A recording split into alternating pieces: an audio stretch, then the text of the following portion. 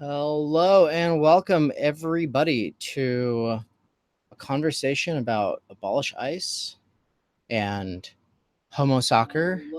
And I've got to pause myself. I can hear myself playing back. Got to stop that. Okay. Let's see. Got everything set up right? Anne is here. Hello. Hi, Anne. Before I start recording, we're live, by the way. Oh, Before I start recording, what's your project rate in Audacity, bottom left corner? Is it 48,000? project rate. Oh, give me 1 second. Oh, okay. You got it. Yeah. Whenever you can see Audacity. Hello, everyone. This is Anne from New Symbolization Project. I'm still figuring out some technical things, and we'll start the show in just a few minutes after this song. Here, Anyways. So, yeah. 48,000 or 40? Where does it tell me that? Oh, 44, 100. All right. I will adjust to what you're doing. Okay. Because I'm sure that there's a radio standard over where you're at. So Yeah. everybody who is watching right now who didn't exactly know what's going on, welcome. And to everyone who did know what was going on, also welcome to you. I am a guest on Anne's podcast, so I will let her take over.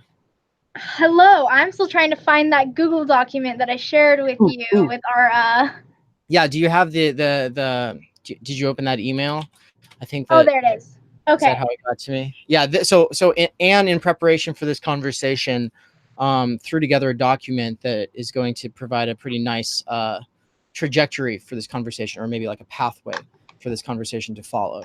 But there's a variety of points along the way, and I'll let her get started with that.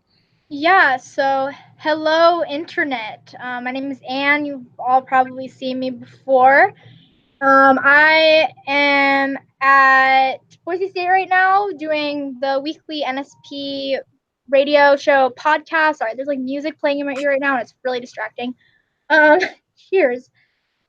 But tonight we're going to be talking about concentration camps and our racist president. And once the radio show starts, I'll kind of have to do like my introduction and all that. So we'll kind of start there in soon. Okay, cool. And just the scheduled events we have right now. I have like one headphone in. The music is still playing in my ear. Oh yeah, I have to call you, huh? You have to call me. You have to call in. Okay, I messaged you the phone number. Okay, yeah. So that people, because we're live on the radio as well. So once this music comes back, I'm going to call into the show. And then we're doing this on the internet at the exact same time as we're doing this on Boise State Radio Pulse. Air. So I guess if anyone was like, I want to listen to this, but I don't have time to like sit down on YouTube, or I want to go take a walk, you can tune in on universitypulseradio.com. Hello. Welcome to University Pulse Radio here at Boise State. My name is Anne, and this is the New Symbolization Project show and podcast. Today, we are about to have a very special guest join us as soon as they call in the station. Hello. Wait, what? Hello. Is that my time to talk? It's Hello. time to call in. Hi. Yes, we have.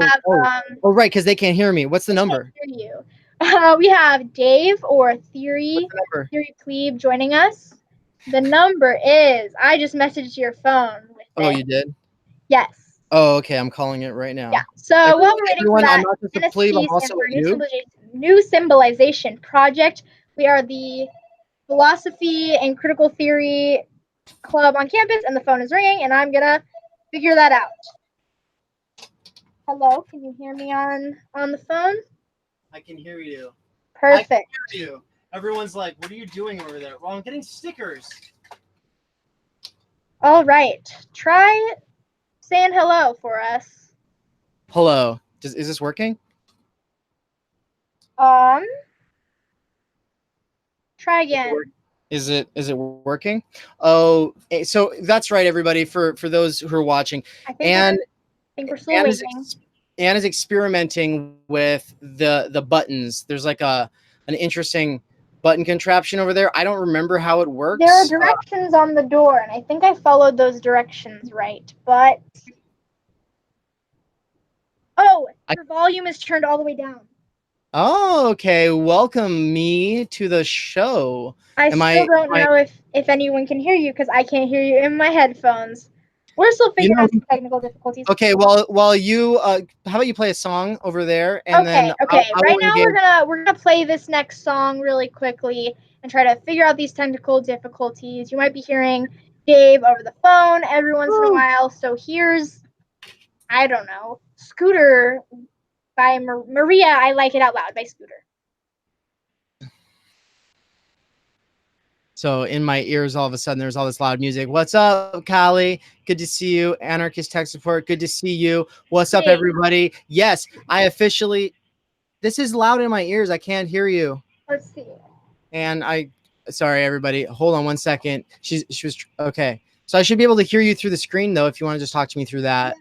Yeah, I just can't the phone. Can you go on to the universitypulseradio.com and see if you can hear yourself like on the air, because I just can't hear you through the headphones. Is anybody going to beat me to it? Anybody in the chat? University Pulse Radio. I think it's just universitypulse.com. It's still, yeah, that worked. All right, I'm gonna share the link in the chat so people can tune in right there. So, what up, University Pulse? So, Anne, I feel like I should hang up the phone. So I did. I hung up. Okay. It was blasting punk music, which was awesome, but slightly distracting. So yeah, I pressed all the right buttons and the volume is turned up. So I don't know. Oh. So I just wanted to say, yeah, this doesn't need to be on the radio. I can say this to the chat. What up, everybody? I'm really excited to say that super chat function officially works. That means that people have watched over, I think it's like 10,000 or 4,000 hours of my content. I think that's what that means. So thank you. You're awesome. I'm happy that some people find value in the art that I like to make, which is kind of what I've started to think of it as. It's just art, and people like it, and sometimes they learn from it, and that's really exciting to me because I can't learn unless I'm teaching. So that's my dependency. That's real. So this is a LaCroix. I'm drinking a tangerine LaCroix. Everyone in the chat, what are you drinking today? I have got a pink lemonade, which is way more sugar than I would normally like to be consuming in one drink. But today I was like, I feel like a lemonade because I haven't had some in a long time. You deserve it. You deserve it. All right. Diet Dr. Thunder, Kali. Nice. Steve, I've heard both of you perfectly since the beginning. Okay, and that means that Steve could actually hear me. So you did the right thing. Pulse? Yeah, you're less a noob than I would be. It was actually working. So I'm gonna. I wonder why I couldn't hear you. I'll call you back. Okay. Sweet. Okay, calling now. Is the radio still playing music over there? Music. So I'll just answer the phone right here until this song is over. Cool. Calling is broke AF. Well, you gave me $5, so that is one. Actually, so like I think in normal people worlds, like that's one coffee, but in my world, that's like 3 coffees. I guess if I'm tipping well, it'd be like 2 coffees. Kali, I am also broke AF. So you are also I feel like a lot of us are feeling that today. Yes. So for those who are joining without having seen the thumbnail, we'll be talking about ICE and Trump and concentration camps and the figure of the other as articulated or theorized by thinkers such as Giorgio Agamben and Hannah Arendt and Emmanuel Levinas and all these fantastic philosophers. Hello, radio folk. It is Anne again, back with New Symbolization Project. I think we got the phone figured out. Apparently, you all could hear Dave the whole time. Is that still true? Can we hear Dave on the air through the University Pulse website? Yo, what up, Pulse? Can you hear me? University Pulse. This is Dave. I'm back. You might have been able to hear Dave. Everybody? Oh, wait, no. This button. Okay, how about now? I think maybe they can hear you. Hi, Meldy. So if you answers. just, hey, can anybody, Steve? Like confirm with us that through the University Pulse website, through the live stream, we can hear Dave. Steve, are you listening? I will run into the house. Okay, he says, I have literally never not heard either of you since the beginning. Yeah, but Steve, are you listening through the University Pulse Radio, or are you just listening through YouTube? Because we're on 2 channels right now, and the one that Anne can't hear me back on is the one in the link that I'm about to share in the chat. So glad this is not like a polished production. Yeah, we're amateurs here. Mad Blender is in the house. Mad Blender is an amazing video essayist. Universe. Mad Blender. And for one, I'm going to say Mad Blender. I was just going to ask what. If anyone's on the air and you can't hear Dave, like, I'm so sorry. We're trying to figure out these technical difficulties, so I'm going to check right now and see. I mean, I can hear me, and everyone in the chat can hear me. Yeah, but I need to know for this radio broadcast. Otherwise, it'll just be me talking and then a bunch of random silence. Steve, every time we've asked you this question, we need confirmation that you hear it on the Boise radio. Okay. All right. He says he can't. He can't? See, this is weird because I... Thanks, everybody. Thanks for confirming that. How about now? How about now? Yes, I can hear you in my headphones. I think we got it. Okay. Now, the one thing I don't one more time. Hello, this is the University Pulse Radio. I can hear myself through the phone, which I didn't realize was a thing. But welcome. This is a special episode. We have a special guest, Dave or Theory Plebe. Is their YouTube name? Do you want to say hello? What's up, everybody? Thank you for having me. I feel like I've introduced myself a couple of times so far, but now it's real. But now they can actually hear you. Now it's real, which is really exciting. So it's good to be back. Thanks for having me on the show, Anne. So today, Dave and I are going to be talking about why we're mad. Why we're mad at this country. Why are you mad at this country, Dave? Because Trump is a piece of shit. I mean, that's the simplest, most straightforward way, but this isn't new though, and everybody knows that this isn't new, and so then the question might be like, so why are you angry today? Aren't you always angry? And the answer is that I'm always angry, and it's kind of like this, like it's kind of like I keep it down though. Like I want to be chill most of the time, but because I don't feel like anger is very productive most of the time. And especially we're getting some weird feedback from you. Oh, really? We're like, and yeah. Wondering if it's those headphones. I got it. I think I got it. Is this better? Maybe, yeah. Let's keep going. Okay. I'm gonna sign into my Google account on my phone because my laptop's gonna die soon, and I'll just have to join the Hangout that way. Right. Okay. We'll find out how that goes. That is not better. I still hear like this weird. Can you not hear that? No. I hear it sounds like a space flying saucer. And I have a great idea. I don't know how you'll feel about this, but like, how about either you just play music for the live. Tell the people on the radio that there will be a podcast version they can listen to later, or they can go on YouTube now, and you'll just play music over there, and then we'll just have this hangout on the side. I like that. I like that idea a lot better. This is a pain. In the future, to probably the 3 people who are listening, we will get this worked out. I don't know what's going on with Dave's audio, but I am just hearing like, you're all probably hearing it too. Like, whoosh, whoosh, whoosh, whoosh, whoosh. So, I guess for today, we're just going to let this music play through. And next time, we'll try to figure it out. And we'll probably have another guest soon. But yeah, in the meantime, enjoy some classic electronic. I think that's the genre we've got today.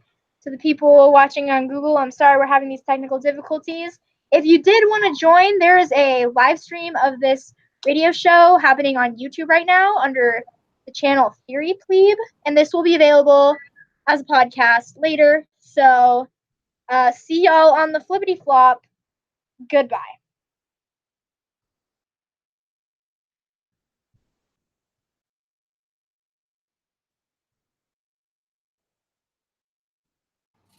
All right, everybody, we're back, and I haven't missed a beat. So still talking about being angry. I think everybody probably identifies with this, except I did meet somebody a couple of years ago, very outside my echo chamber. She was like, "So wait, you think things are wrong with the world?" And she was like really confused. But besides her, I guess in the last like couple of years, I haven't met anybody who's not at least frustrated. That pretty much goes to everybody, including Trump supporters, though they're frustrated for all of the wrong reasons. And hopefully, we can convince somebody of that, even though I'm not going to fucking try, because I don't care. Really, I don't care about convincing people right now, because the thing is like we're politically correct a lot of the time just because, you know, we get fired if we were always angry. And people wouldn't want to hear you talk all the time if you were always angry, unless you're that channel and some more news. He's managed. He's managed. But I'm sure he's not like that at lunch with his parents, you know. Maybe. But anyway, Yeah. my point is that I just don't feel like this is right where I got cut off. I was going to say that I don't think that anger is always politically useful when it's just an individual. You know, when you're just an individual, you just look like a person who's outside talking to themselves, right? Yeah. And I think that what some people think looks like LARPing, it's really just because, yeah, you're the voice crying in the wilderness and you're trying to start a galvanized revolution that nobody else is feeling. But the thing is like when hype gets raised about something that matters and you've already been angry about it, let it go. And right now is a time when we can let it go. And I think that it's productive because I don't get on Facebook very often. I hate Facebook more than any other platform. And I got on there just for a minute. I was scrolling and scrolling. I was like, everybody's lit on this right now. Let's ride it and let's be relentless, because and so I canceled a lot of my plans. One of the video essays that I've worked on a few times last year, even, I finally was just like, I just got to get it out. I got to do it right now. I got to stop being a perfectionist and just get it out there. Fail fast. So I'm going to get involved. I just moved to Santa Rosa, California, and I'm going to get involved with whatever local activities are going on. I hope everyone will, wherever they are. I don't want to lead anything. I just want to be a regular participant. You know, that's all I want to do. Is be able to go to something. Yeah, maybe I'll offer some services. I have basic skills, and so yeah, the Bernie campaign and the DSA and whatever else is organizing right now to respond to racism from the president, and just this is the real issue, is the systematic dehumanization of other human beings and treating them as though laws or basic rights do not apply to them. So yeah. and yeah, I'm Dave or Theory. I use they them pronouns. Thank you for joining. If this is your first time on my channel, if you were here for the beginning of this, we were doing a little bit of debugging. Anne was having me on her podcast, but I just took over. I said, just play music, because the thing is, Anne was already going to just play music tonight, but we've been so upset about Trump and all of this that it was just like, you know what, let's actually do a show tonight. And that's a good segue for you, right? Yeah, because I've been avoiding talking about it specifically on this platform. This is part of like the New Civilization Project, which is like more of a philosophy and critical theory club on campus, and so I've just been trying to stick to, I guess, with this show in particular, not necessarily talking about politics a ton and not bringing in like my own frustrations and takes, but it's the past few days, I'm allowed to curse now since I'm not on the air. I've been really pissed off. I think especially with Trump's tweets aimed at, you know, the 4 congresswomen. That just like kind of tipped the ice for me, and I've just been really frustrated.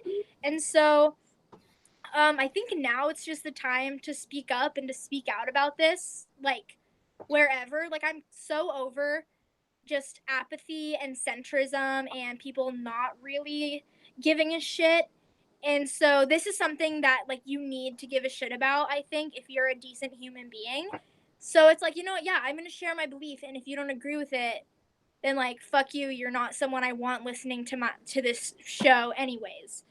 So I think it's time to just really talk about it, because yeah, I've been really frustrated. I've been wanting to take action, to write to representatives, to do something. So I think that starts just by having a conversation and educating ourselves and talking about it. So let's do it. Let's talk about it.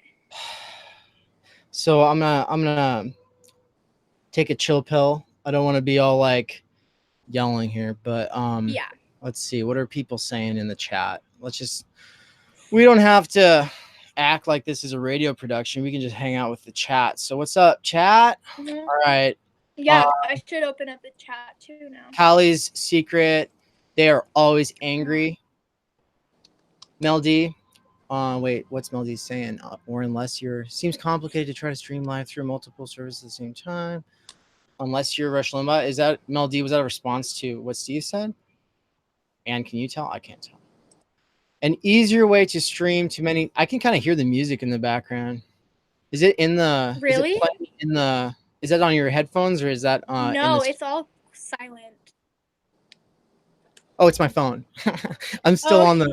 I'm still on the radio. Okay, I'm off the radio now. I was still listening. All right, we're here now. What's going on here? All right, an easier way to stream to many sources is to focus on one, mix the audio once, and pipe the output of the one to the other. I'm about to have OBS going, y'all. I promise. I'd have it already if I was just if Skype was working on this computer. There's for some reason we're having issues. It's fine. We'll work it out. Yeah. But I was over on the Surf's stream earlier watching. They've got a real cool setup, and I want to be able to do something called coffee hours. That's kind of like that. It'll be informal, probably on Twitch.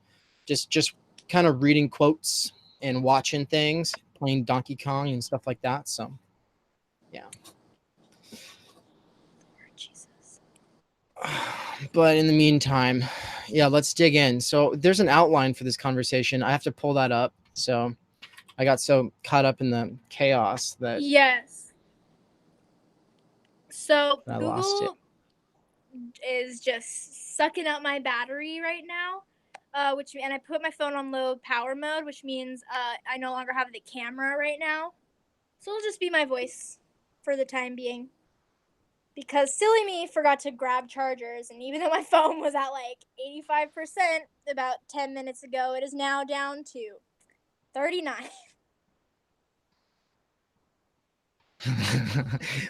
People in the chat are all bashing on someone I grew up not liking. And before I was political and before I understood ideas about philosophy or anything like that, this guy was always going on and on about liberals, and so I figured liberals are probably bad. But I didn't know anything, and I didn't like him though. I didn't like him because he's an asshole.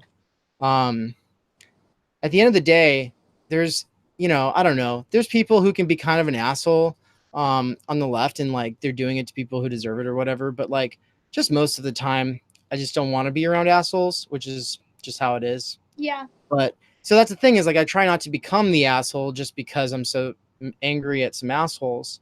It's like the thing about fascism is it appeals to like the most base part of the human. It appeals to just stupid binaristic thinking. It appeals to fear mongering. It appeals to hate, and I feel a lot of those things regarding fascists. But I don't know. I try not to always respond in kind. I don't think. Yeah. I think violence is a useful tool, but it's very. It has to be used very purposefully, and and so I don't like condone it most of the time. And I'm not calling for violent action right now, though. I'm just saying, like, the spirit of the times is calling for something. And I hope people stay safe. Not everyone is able to. Being safe right now is a privilege. And so. Oh, yeah. So, Anne, hi. Hi, I'm here. Hello. Oh, I didn't know what was going on. I thought that you had to go. Oh, no. I just have to turn the camera off. Oh. Yeah, my phone is dying just at insanely fast rates, and I was like, I don't need my phone charger. I'm fine. So, just no camera. You could walk with the phone back to your laptop. I could, that's a good idea.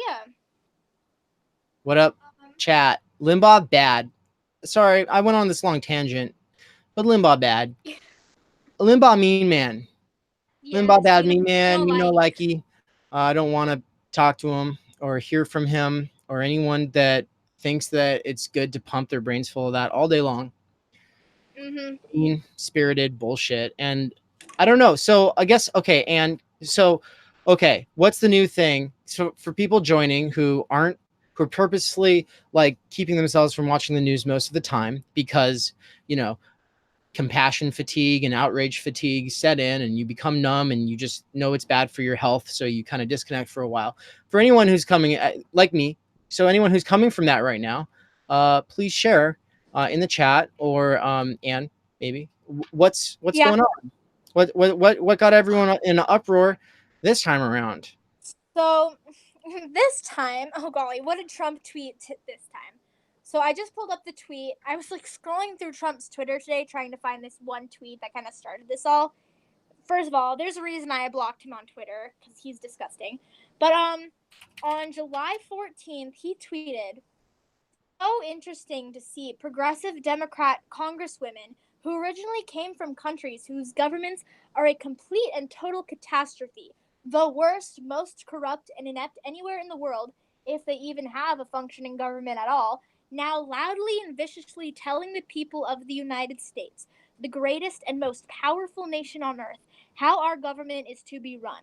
Why don't they go back and help fix the totally broken and crime infested places from which they came? Then come back and show us how it's done. These places need your help badly. You can't leave fast enough. I'm sure that Nancy Pelosi would be very happy to quickly work out free travel arrangements." And then he just spent like the rest of the past 2 days just tweeting about how they just hate America, and anyone who hates America should just leave. And that's kind of been the whole sentiment. And well, obviously, like a lot of people on the left are really, really frustrated with that and really pissed about that and just think that is like the most blatantly racist thing he could say. And a lot of, Democratic Congress people have been speaking out and just saying this is racist. This is blatantly racist, attacking these four congresswomen. There are congressmen who, like white, European immigrant congressmen who are saying, I'm I'm not I'm an immigrant. Why isn't Trump attacking me? And it's just been followed with all this rhetoric from the right and on Fox News, and Trump just saying it's not racist. It's not racist. It's just true. So many people agree with me. There was a press conference or press something, and Trump was talking about it, and someone says, "Mr. Trump, what is your response? That some people think this is racist. That your comments towards these congresswomen are racist." And he goes, "Well, a lot of people agree with me," and that was his response. People are like, if you hate, they think that the efforts that Alexandra Ocasio-Cortez and Elon Omar and I wrote down the other two other congresswomen, whose names I can't really remember off the top of my head. Ayanna Pressley and Rashida Talib, is it Talib? I think um I've only seen it on paper, Talib. honestly. Well, I've heard Yeah, it. I've heard it yeah. I on a think few I things, think but I just, Talib. Yeah. yeah, I didn't have a face to go with it Yes. because I listen to a lot of my news. So, okay. Yeah. Yeah. So she what was I? Oh, I just lost my train of thought. Yeah. Oh yeah, so attacking people like this, they're just saying that they're racist, they hate this country, and all the efforts that they're making to improve the country and to fight against what's happening, they just perceive that as hatred and that they hate America. And so the whole sentiment has become, I'm not racist, I'm just saying if you don't like this country, you should leave. And I think, that's just like, first of all, the most common attack, one of the most common attacks from anyone who's even remotely right winged or like remotely a Trump supporter. It's like, you say one thing about the country and how there are problems, and they're like, well, why don't you just leave? As if it's that easy. And then what else was I gonna say? Chat doesn't like Um, Pelosi. and then also the whole go back to where you came from is such it's such a commonly used thing. You know, every couple weeks you see some video trending on Twitter with some, racist piece of shit old person at the mall or at a drive-through telling, someone speaking Spanish or someone like in a hijab, telling them go back to your fucking country and so this is really just allowing that to continue. It's our like if our fucking president is literally attacking like congresswomen with this line, with this classic racist but not really trying to be racist line. It's just allowing for so much. So that's what's happened. And that just was like really, really rubbed me the wrong way. All the Fox News coverage and Trump's follow-ups have just been, it's not racist. And then there was also like a lot of turmoil in the House of Representatives. I believe, I don't know when this was, but recently they had were doing a vote to like condemn the president's tweets, and there were a lot of Congress members just coming up and like saying this is racist, and then you had this huge divide between the Republicans and the Democrats, and the Republicans were very much like, you should not be saying this about our president. We wish to nullify these words that these Democrats are speaking against our president. And then so just this whole thing blew up in the House when they were making this vote on whether or not they should condemn the president and like the tweets. And it ended up being, when they took the vote, not a single Republican voted to condemn the president's tweets. And so Wow. that also kind of Wow. has created this really big divide between, as if there already wasn't a divide, but this huge, divide and this huge tension in Congress. And then I guess Nancy Pelosi hasn't been handling it very well either, and she has kind of had her disagreements with these four Congress women. I And just want to interject really quick for yeah, people who really haven't kept up. It's like these women are the voice of the majority, the over fucking whelming majority of the United States that is for single payer universal health care. And therefore this is a majority position. And Pelosi's fucking acting like it's not separating people at the border, not like having a concentration and not normalizing concentration camps. Like, these are just like majority centrist normie fucking positions. Leftists shouldn't even have to fucking talk about it. It's so stupid to have to be fucking saying obvious no-brainer bullshit like this. Like, everything they tell you about like it's like studying political philosophy and then like paying attention to things going on is kind of like it's kind of like being the kid that just learned the tooth fairy and Santa's not real, and then you like, oh, is God even real? And then you're just like, wait a minute, like, oh, we're the bad ones. Oops.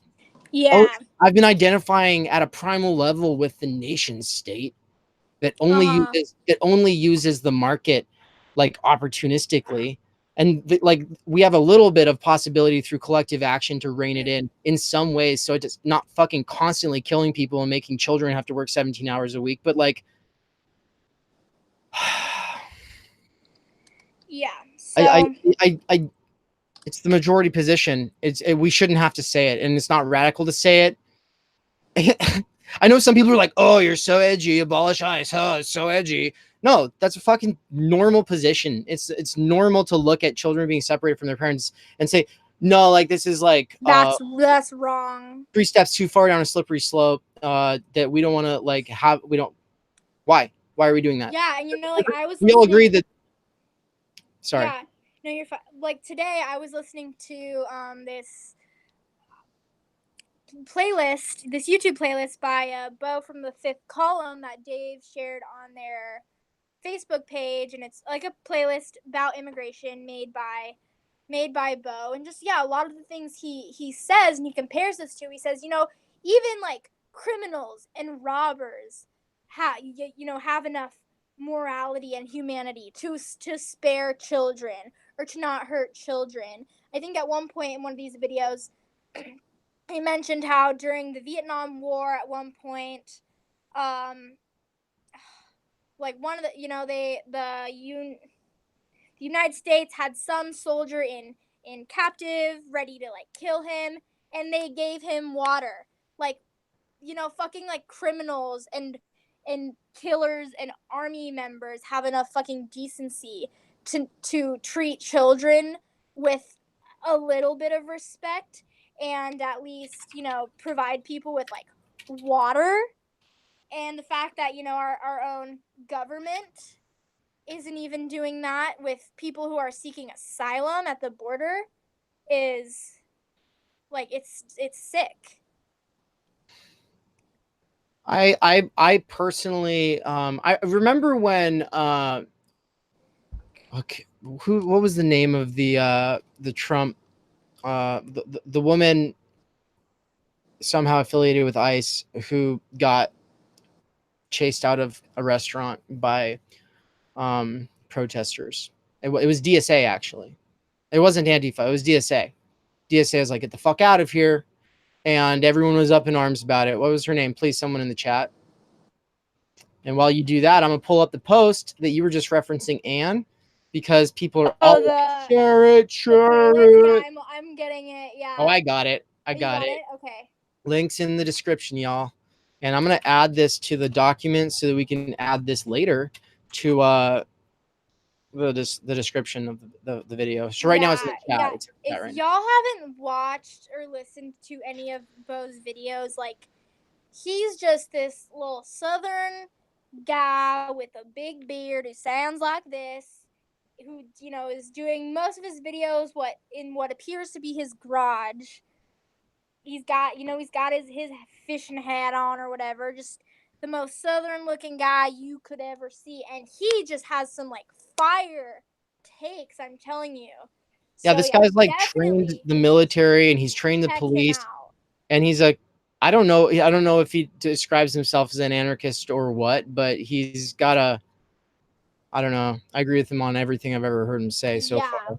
And honestly, like, there's this part of me that's always that you can tell, like, when people are like, being genderqueer is not good rhetoric, like, you'd be better off if you could talk to normal people. And I'm like, I fucking don't want to talk to normal people who wouldn't talk to me the way I am. But, like, I mean, Bo is like the ideal. If you want someone to talk to every man's man, then fucking go to Bo.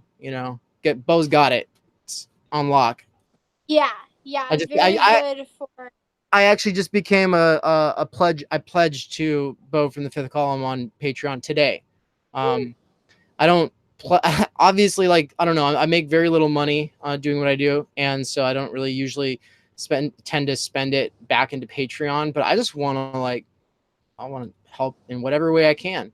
Like, Bo's able to do stuff that I wouldn't be able to do, and I love it. Bo is anarchist as fuck, says anarchist tech support. Awesome. Dang. Great. He inspired me to get a gun. Did he, Meldy? You got a gun because of Bo? Cool. Okay, let's see what anarchist tech support said. Look back through his old vids because his beard grow. He's got whiteboard shit about anarchist theory. I know, I've seen that. That's why I figured that he was an anarchist. But the thing is, like, I would teach a class on anarchism and not necessarily identify as an anarchist, because a lot of anarchists wear that as it's a sort of lifestyle consumer identity label for them. And it's not for everyone. I admit, some people, like, they live and breathe it and it's really them. But the thing is like, because so many people, like, really care about that word, I just feel like people try to, like, well, then if you are, then you'll have to be like this. And I'm like, I don't know the answer to a lot of these questions. And I don't like the idea that I have to take sides on some things that are, like, I don't know, seem inconsequential immediate organizing. Yeah. If I go to a DSA chapter meeting, I'm not asking people, are you a communist? Are you a socialist? Are you an anarchist? Are you a liberal? Are you a democratic socialist? I'm not asking anyone that. I'm getting to know them, and we can talk about issues. So I'm that kind of centrist, the anarcho-communist centrist. Yeah. Which means that sometimes I engage in liberal activities. Like there are basic liberal activities that just should be they're so normalized that they're liberal, but like just to engage in that doesn't make you liberal. But at the same time, because I'm not like a well, there's no point in not, you shouldn't vote, because I do vote and stuff like that. I feel like some people would just be like, well, you're a liberal. And it's like, okay, then fine. I am. I don't care if that's your criterion, then so be it. Mm-hmm. I don't consider myself that. So let's see. Kali says, yep, the Fifth Columns channel has those vids. Oh, yeah. I haven't watched a lot of Bo's old stuff, though. Yeah, I just looked. It's all from like a year ago. Like there's nothing very recent. Should I share a video? If I was to show only one on this live stream, which one would you want to watch, Anne? Oh, of the Fifth Column or of the playlist? Yeah. Of Bo's playlist? Yeah. Oh golly, let's look. I mean, obviously, I know there's one that like I've watched it before, and when I was listening to it again today, I was like, damn, that's a good one, but I don't remember which video it was. So there are 2 or 3 that I'm going to use for no, there's 2 that I'm using in the video essay that I'm publishing tomorrow. Yeah, surprise, surprise, everybody. This anger has been useful, at least for me. I've been able to generate it towards a video project that I spent the last like 20 hours on. So I'm really excited to release that tomorrow. Yeah. All right. And what's going on in the chat? Can you see it, by the way? On the chat? Mm-hmm. Are you able to see it? I'm on the playlist right now. Oh, okay. Yeah. That is one, it's like 3 minutes. It's like, let's talk about tear gassing toddlers. That's a great one. Yeah, let's do it. All right, so I'm going to bring this over. I'm going to screen share it. If this is OBS, I could have our faces off to the side of it while I showed it, but because I am it's okay. Still, we will have that one day. I'm still a noob, so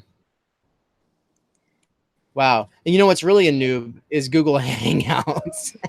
Google Hangouts is the real noob. Okay. Let me put away all my porn. All right, opening it up.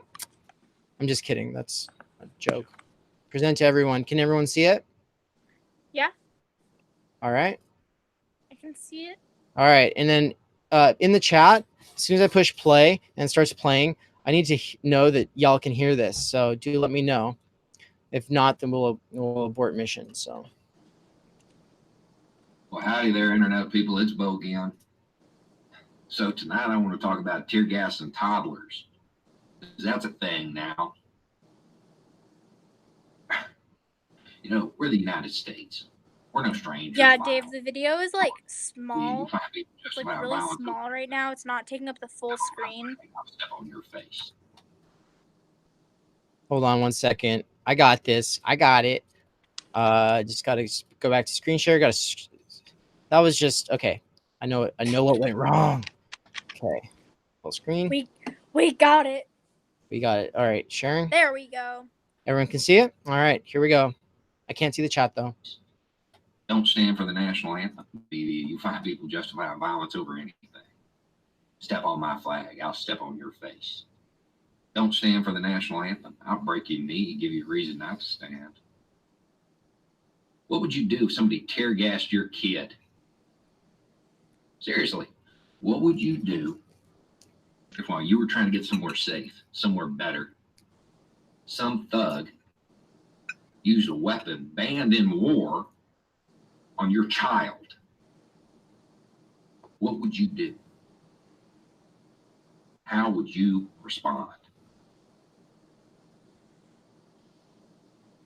So I guess if we don't have a pile of Border Patrol bodies by the end of the week, I mean a pile, mass funerals of those flag-covered coffins, guess they are pretty peaceful people, aren't they? More peaceful than us. You know, I know everybody likes to pretend they understand that part of the world, but the areas that these people are currently in, they're not dominated, but the cartels have a pretty heavy presence in those areas. You don't think they're walking around right now? Here, have a gun. Protect yourself next time. Because every dead Border Patrol agent is a win for them.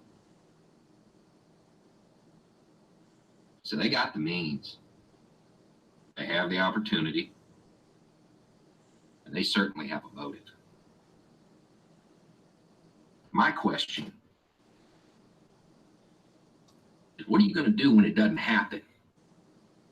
Are you going to admit to yourself that that fearmonger in the Oval Office has turned this entire nation into cowards?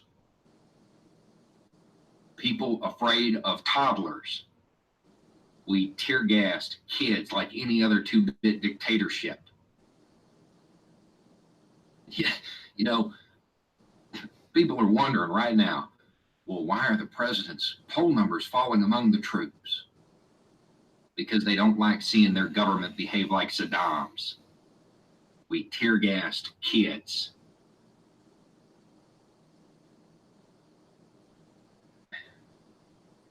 If there is not a massive upsurge in violence along the border, it says a whole lot about those people. It says they're better than us, because I can't say we didn't earn it. Anyway, it's just a thought. Y'all have a good night. Hey there, internet people. So I don't know. I'm really excited that someone probably saw that for the first time today. Anybody who's never seen that channel, get on it. I'll share the playlist directly right now, so that you don't even have to go to my Facebook and like it and make sure you see posts first. And let's do personal plug things really quick. So yeah, welcome anybody who just stumbled into this because it looked interesting. I'm Theory. We're Dave. Anne. I'm Anne. You can't see my face because my phone is dying. So enjoy this image of the Pink Floyd, The Wall movie. I thought that was your face. I thought you were just so mad. The outrage. Yeah, that's true. That's how I'm feeling. That's how I think a lot of people are feeling right now. So if you're in the chat and you're feeling that way, go ahead and scream out the window. It's like that commercial, you know, it's my money and I want it now. When they're all like yelling out the window. I don't know if anybody else has ever seen that commercial, but I'm sure someone. Oh yeah. So, yeah, just lean out. Fuck Donald Trump. Fuck Donald Trump and his whole fucking crew. That's actually a song, y'all.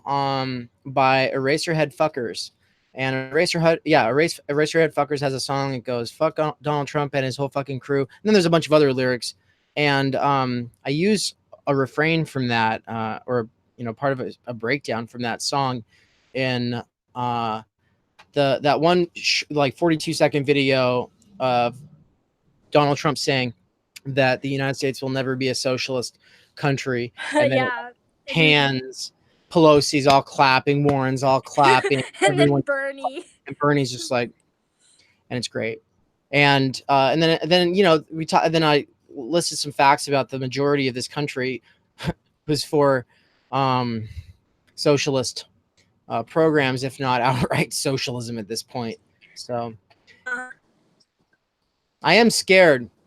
Whenever people say, "Oh, you don't want to give that much power to the government," I will just say that, like, I do believe that we should always be terrified of institutionalized forms of power and bureaucracy.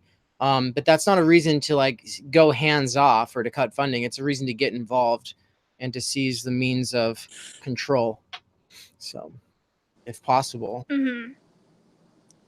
And right now, there's more organizing happening in the United States than has ever happened before. If I understand correctly, there was a lot of hippies not really doing anything. Last time there was a serious cultural revolution. There was obviously an entire like civil rights era, in swing, and there was a lot of awesome stuff happening as well. But a lot of the more spontaneous forms of revolution or attempts at liberation or defiance, part of the narrative goes that it wasn't able to sustain itself. It wasn't able to get organized. And I don't know so much about that because I wasn't alive. I've talked to other people who were alive and they think they made great gains. But the thing is I think that we should pay attention to that. Like the global justice movement in the late 1990s was a big deal that actually got the IMF and the World Bank to buckle in all sorts of ways to ease up on some of the debt that they were punishing developing countries with, and things like that. Like really oppressive bullshit. And so the global justice movement kind of died away after a little while, and then it resurged as Occupy, and it's resurged with Bernie, and people who are pessimistic all the time, who I don't want to be around or talk to really. They don't really see anything positive in it, because it's still the capitalist empire. But you're collapsing categories here, and this is a video I'm going to eventually do. But you're collapsing categories between statecraft on the one hand and political governance on the other. This is a distinction Murray Bookchin makes, where one is top down, the other one's bottom up. And the thing is like bottom up doesn't just mean localist action. It just means people are so engaged that the institutions in power are not able to get away with a lot of the stuff that they tend to do, because states in their very essence have to think about their longevity. They have to think about planning for the future. They basically think about human beings as numbers. It's a very inhumane practice, but humans organizing is different. And there are humans organizing that are in the institutions in power, and maybe they've internalized the oppression and the structures that they're a part of to such a degree that they're completely deluded. And in other times, they know exactly what they are in the midst of, and they are playing their hands the best way they can. And I think this is everywhere, and there are whistleblowers at every level of power and control in society. And so, just want to shout out to people who whistleblow and take control and speak truth to power. And like, this is all almost cliche, but it's like, it just needs to be said. It's like, it's actually, I just feel like people are too cynical on the left a lot of the time. Yeah. I just really can't stand it. I unfollow people. I block people. I'm just like, you're so cynical. Everyone's bad to you. Everyone, even on the left, is bad to you. I just don't want any part of it. I don't really care what you say you believe in. If you're like, if you're allowing it to completely corrupt any like hope for the future, or if you're gonna poo like when people get organized for more nice things that don't require everyone to be extreme, like people getting organized is good, and we need to be like the friendly neighborhood socialists, because that's the only way that there will be any progress in this country. And if Trump is right, and America and the US will never be a socialist country, then cool. I guess I don't care about the United States, but at least from what I understood, one of the cool things about the United States. Again, like a few days ago, he was like, America will never be socialist or communist. If you hate this country and what it stands for, you can leave. Wow. So, okay, Kali says, I think it's titled something. Wait, hold on. I need to go up a little bit. Wait, find the first Oziaston. I probably am going to be embarrassed later when I find out that I'm pronouncing this terribly, but it's okay. It's okay. We can't learn if we're not okay with mispronouncing things. But anyway, you said that you think it's titled something like "Regime Change Needed." Ooh, could you share the link to that, Kali? That would really help me. And you didn't miss anything. I'm just reading down through the chat. Okay. Steve said, "Howdy, internet people." Yeah. Steve, if you want to come make an appearance really soon and talk about your upcoming channel, like, come on in. That'd be a funny crossover. So Steve McCarricker is in the chat. That's my brother. Steve is starting a channel. I'm helping him get set up. It's going to be a problem-solving channel. Think kind of something like Bo, but different. I like it. A little bit more like practical skill stuff, surviving, and making decisions that will help you, that kind of stuff too. Okay, so Kali, the playlist is missing so many of the great vids. Oh, well, Bo needs to update the playlist then. I know that there are. I did notice that it wasn't very recent. Yeah. Interesting. Good to know. Honestly, Thank guys, just you. subscribe to Bo. Subscribe to Bo from the fifth column. Well, the thing is like he puts out a new video every day, sometimes Yeah. 2 a day. He's got 600 and something like subscribers. So the thing is, or I mean, pledgers on Patreon. So the thing is like, I think he's able to just do this full time, and every day he's like researching the next video that he puts out, and they're all like 3 to 8 minutes. Yeah, they're short, they're easy to listen to, and it's so like minimalistic. It's just like there he is, just sitting, talking, hardly any editing at all. But it's like, damn, some strong arguments. Are you able to get on your laptop now? Because that will be way better. Me, I'm walking home now. Oh, you're still walking. Oh, okay. Yes. Well, yeah, I still was in the studio using the computer so I could read those tweets. Do you want to show us like the beautiful Boise right now? What's the weather like? Oh, it's hot. It's hot. That's the weather. Let's see. I'm gonna keep reading the chat. Here I am. Here I am walking along this beautiful campus. It's nice and sunny outside. Yeah, but I can keep. I love how this radio show went mobile. It just went rogue. Rogue radio show. Yeah. Escape to the internet. Deterritorialized. I like it's a little bit more chill than a structured radio show with a time limit. Honestly, we need to be able to cuss. So. No. You got in trouble for saying something like shit or something. I got written up for cussing, and it wasn't even about children being tear gassed. So. Listen, we're college. We're all adults here.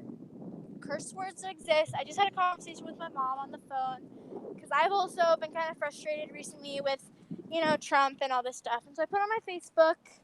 I had to vent, and I was like, this country is turning into a shit show. And I think I used the fuck word at one point. Of course, I get a call from my mom. And I just joined Facebook. Did you know? I'm like, great. She's like, you should really not be using these words on Facebook with your family following you. And I'm like, okay, first of all, I don't really want, I'm not trying to please people with sharing information on what's going on in this country. And it's like, I'm using these words for a purpose. They have meaning. They have an impactful meaning. So I'm gonna keep using the fuck word when I want, Mom. Yeah, I feel like this is. I just like my freedom of speech matters to me. I don't like people who talk about it without meaning it, and so I really do love it. And so there's at least like a handful of leftists where if they got too much power and they really wanted to really crack down on free speech, I'd be like really unhappy that they were the ones who got in that position. Mm-hmm. I don't want to live in Stalin's Russia, that's for sure. No. Where if you're a political enemy, you get disappeared, But at the same time, I don't know. I guess my biggest critique against capitalism is that free speech can't exist under it. It's impossible. Yeah. Because, compulsory work or die is basically the situation that you are presented with. And if you say the wrong things, you won't be able to work, and then you're going to die or be homeless. Or something. Yeah. Some people find jobs freelance where they're able to really do whatever they want. Yeah. I'm almost in that situation, except I'm beholden to some people, but that's different. Being beholden to some people is different than being censored, right? Like that's where people get it twisted with political correctness. It's like, you are beholden to people in a population that you speak to. When people are aware that your words carry weight and that some of them are dog whistles meant to speak to certain people and exclude other people and do all this winking and there's just all of this this double speak going on, and it's like, yeah, that's but that's not the same as being beholden to people. Being beholden to people is not. I mean, if that's political correctness, I don't have a problem with it.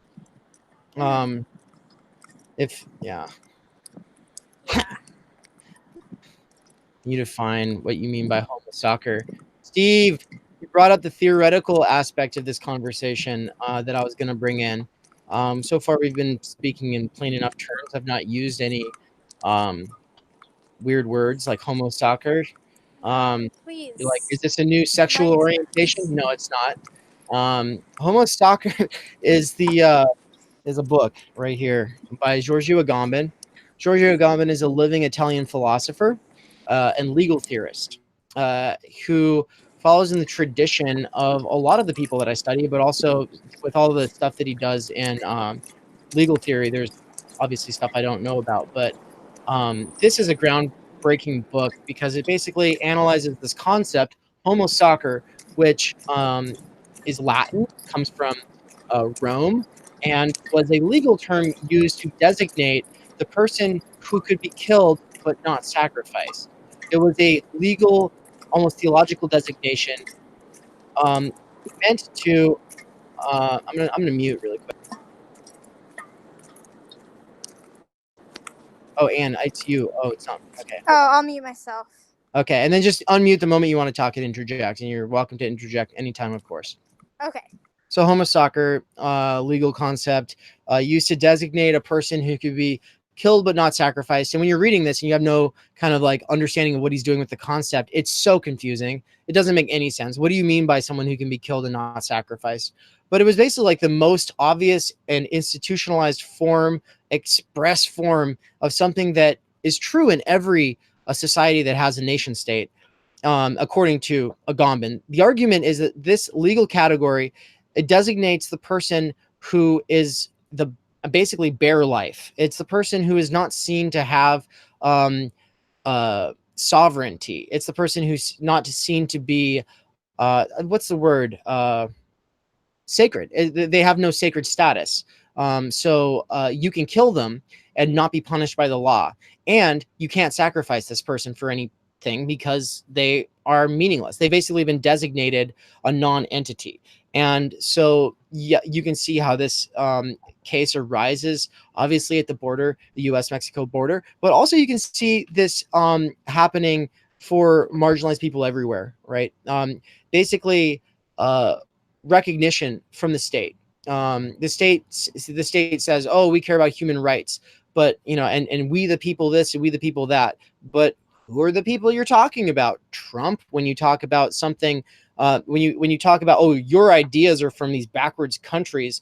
Yeah, what ideas? The ideas that the majority of people in the United States agree with. Oh, or just not your like minority of special interests. Of private interests. So Homo Sacer is basically, there's a gray area between life and life considered legally and death. And let's talk about that for a second. So what are some examples? The argument, we see it arise with abortion. We see the argument arise with euthanasia. I was going to say eugenics, but it's also in this leads to eugenics. But no, this you see it with euthanasia. You see it with abortion.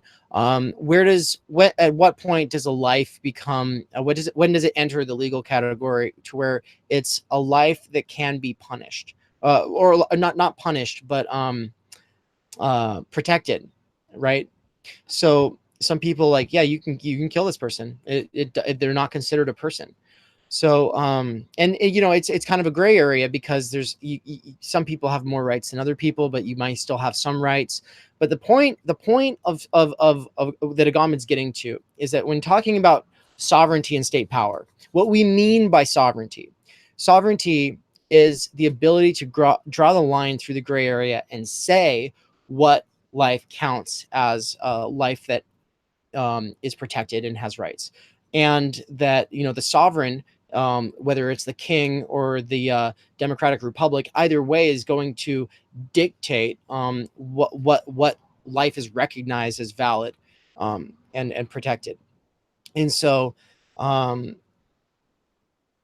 lots of implications arise from this, but the reason that Agamben is so interested in this concept is because he, as other thinkers who are here on the shelf behind me, have spent their lives thinking about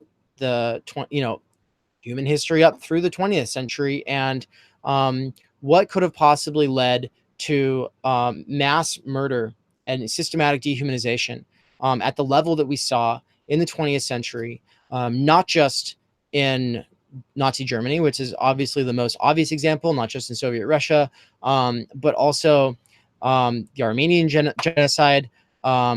There's a whole list of genocides that I'm actually going to show in my video that I'm releasing tomorrow. But like one of the things that I talk about is like the list goes all on have and on and on.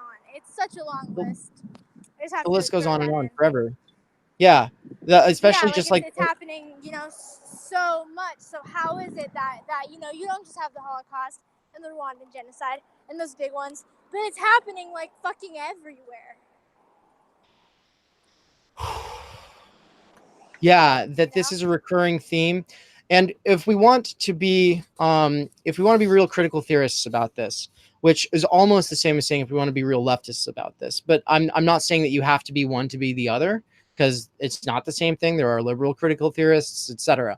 But to think about it in the critical way is to ask, what are the grounding possibilities for the thing that we don't like arising in the first place? What are the systemic causes that result in the routine effects that we're seeing, and to understand the conditions that give rise to that, to something like where we see death camps. Something that we see all the time in the United States is people acting like there was something inherent to the Germans that was just racist. Germans were just racist, and it's like, I mean, yeah, people act like, how could this have happened? How could something? It's just so shocking, and it's so self-righteous when you hear that. When it's like, yeah, but if you look at states and what they do, we see this repeated over and over again. This is obviously sort of these were like the perfect conditions for like the worst version of this, like where it was systematic racism. Yeah, that's different. But the thing is like the state being able to dictate what life gets protected and what doesn't, and then decide, and this form of otherization where you're systematically denaturalized. And like that's just interesting. So I'm taking a summer class right now. It's comparative politics. And what is it? Wait, hold on. You kind of sound far away. What did you say? Hold on. Is it better at all? That was a lot louder, but it was kind of laggy for a second. Okay. Well, I have like really bad headphones, so I'll just try. You sound better now. You sound better. Like this, yeah, you sound without great. my headphones. Yeah. Sorry, there's I'll a lot shut of up and use cars the woman passing here wearing right now, pipe but for a second. I'm almost in a quieter area. But I was just saying, so I'm taking a summer class right now, comparative politics, and we've recently been studying and talking about game theory, which essentially just looks at politics and the processes and decisions that go on in states and between actors or players, or like, the government versus citizens. And we've been looking at all the conditions that go into this, and the people that and how people respond, like based off of, like, you literally like draw out a tree, and it's like math. It's logic. It is math. And so when you're talking about, people want to say, oh, it was just this one group, like the Nazis, the Germans just had, like, a bad bone. But really, like, when you study these theories, and these theories of, how democracy versus dictatorship comes to rise and comes to power, like, it applies everywhere, and just like certain conditions in each country, kind of, it has this domino effect, and one thing leads to the other, and one actor responds a certain way, and it can lead to the same effect. It's like, when you just look at it, theory wise, and who is getting the most payoffs and who's benefiting from these decisions, it's not exclusive to one group or one race or one state or one country. Like, this is a theory that applies to just all human beings. Oh my God, there's a couple of amazing comments here. There's a lot. I'm only going to read two at the moment. Yeah, please read them, because I can't see the comments anymore. Oh, snap. Yeah, so Steve says the Constitution doesn't restrict the rights to citizens. It says persons. Courts have long interpreted that to mean anyone on U.S. soil has those rights. Trump has changed that. And obviously the U.S. has not always been too good at that with indigenous populations and, with Japanese and the time of the Second World War and stuff like that, who were interned in concentration camps then as well. But basically, like the general consensus. So that's why I keep saying this is normie shit. This isn't extreme. There's no reason that we should all be having to say this in the first place. It's absolutely ridiculous. Like normal Americans are just like, yeah, the Constitution doesn't so actually no, maybe normal Americans don't say that. So that's one of the interesting things when Bo talks about this distinction between persons and citizens in the Constitution.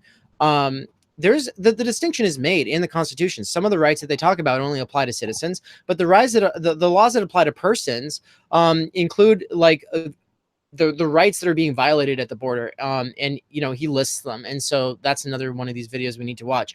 So, one of the things I'm going to say before I read the next comment is that Kali shared a YouTube video that they mentioned earlier that I definitely want to share here in a little bit. So we have that queued up.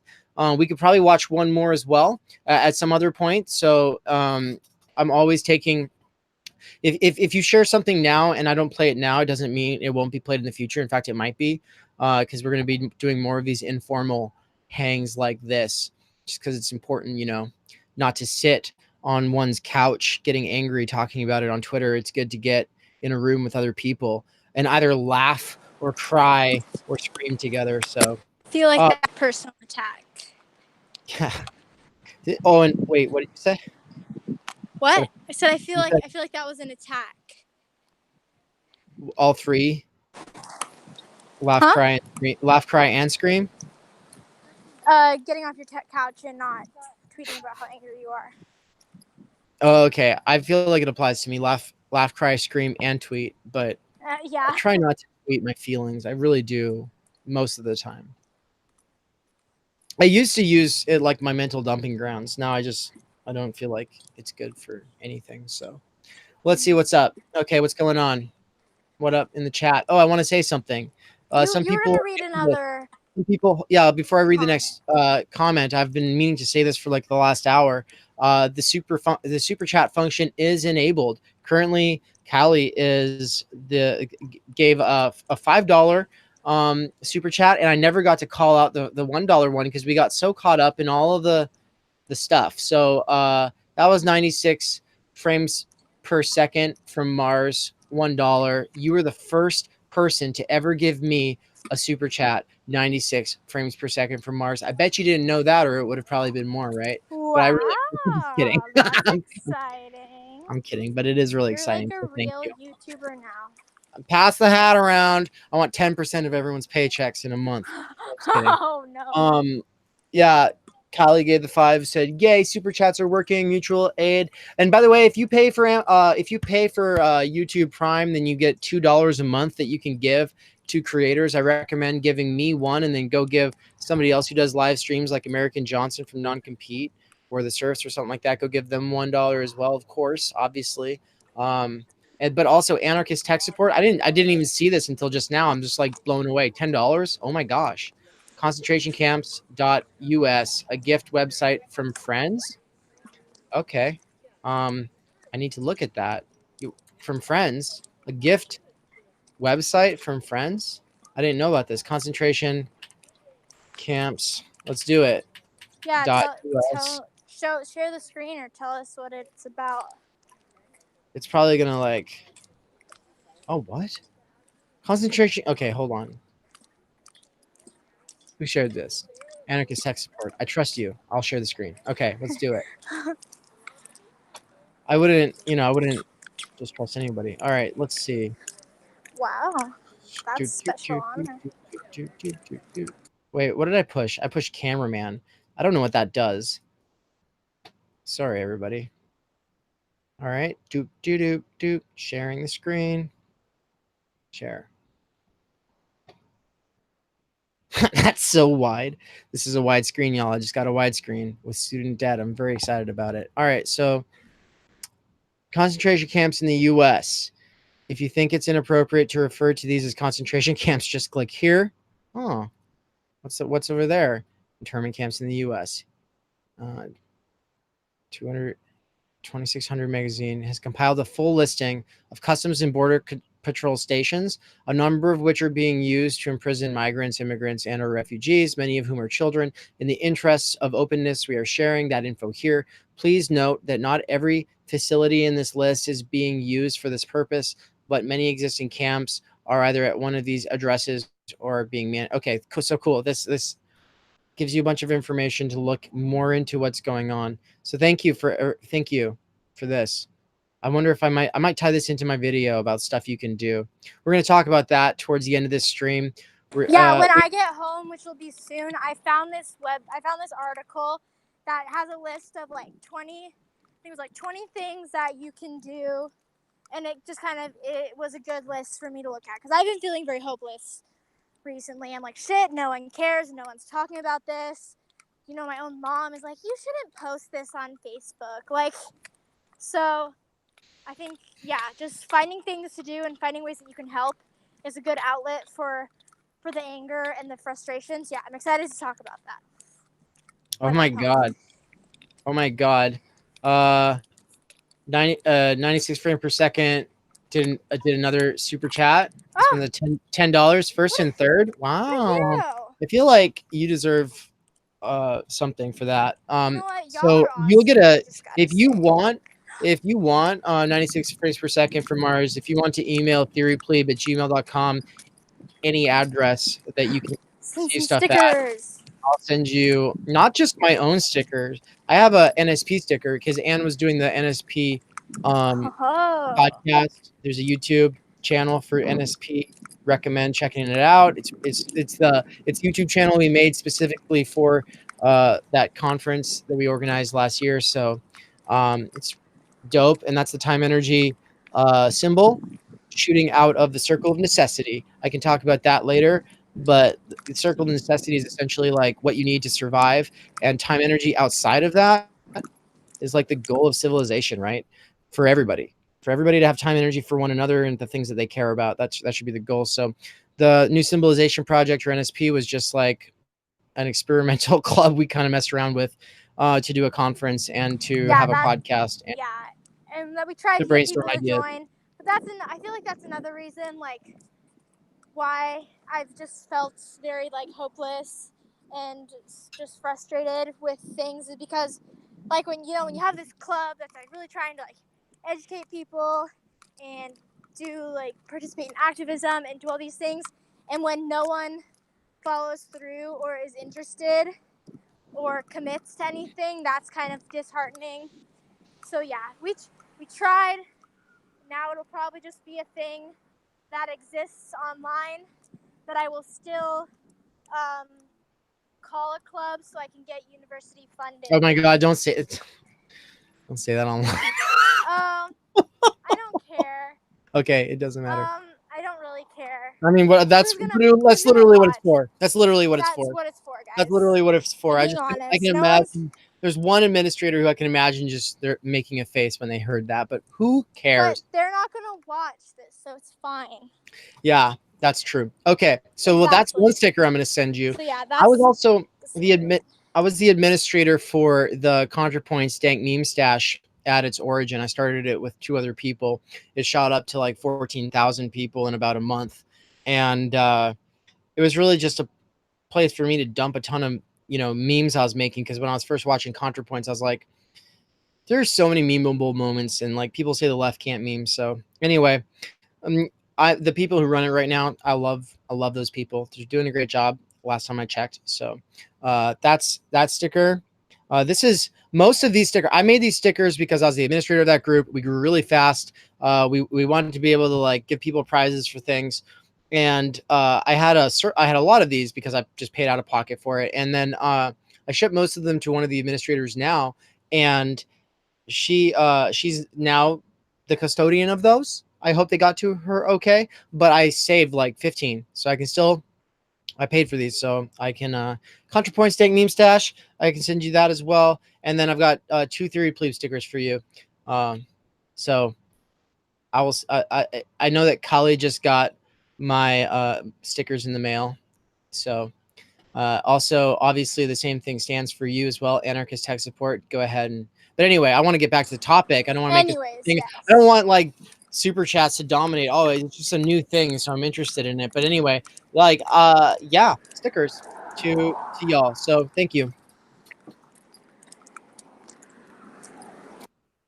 And eventually I'm going to auction books off and stuff like that for special events. So it's going to be Marshall McLuhan's birthday on the, y'all, is it the 22nd? I think it's the 22nd. Let me double check. Make sure I got my dates right. Yeah, so no, it's the 21st. I'm glad I checked. So the 21st at 11 a.m. Pacific Daylight Time, at 11 a.m. Pacific Daylight Time, I will be having Marshall McLuhan's.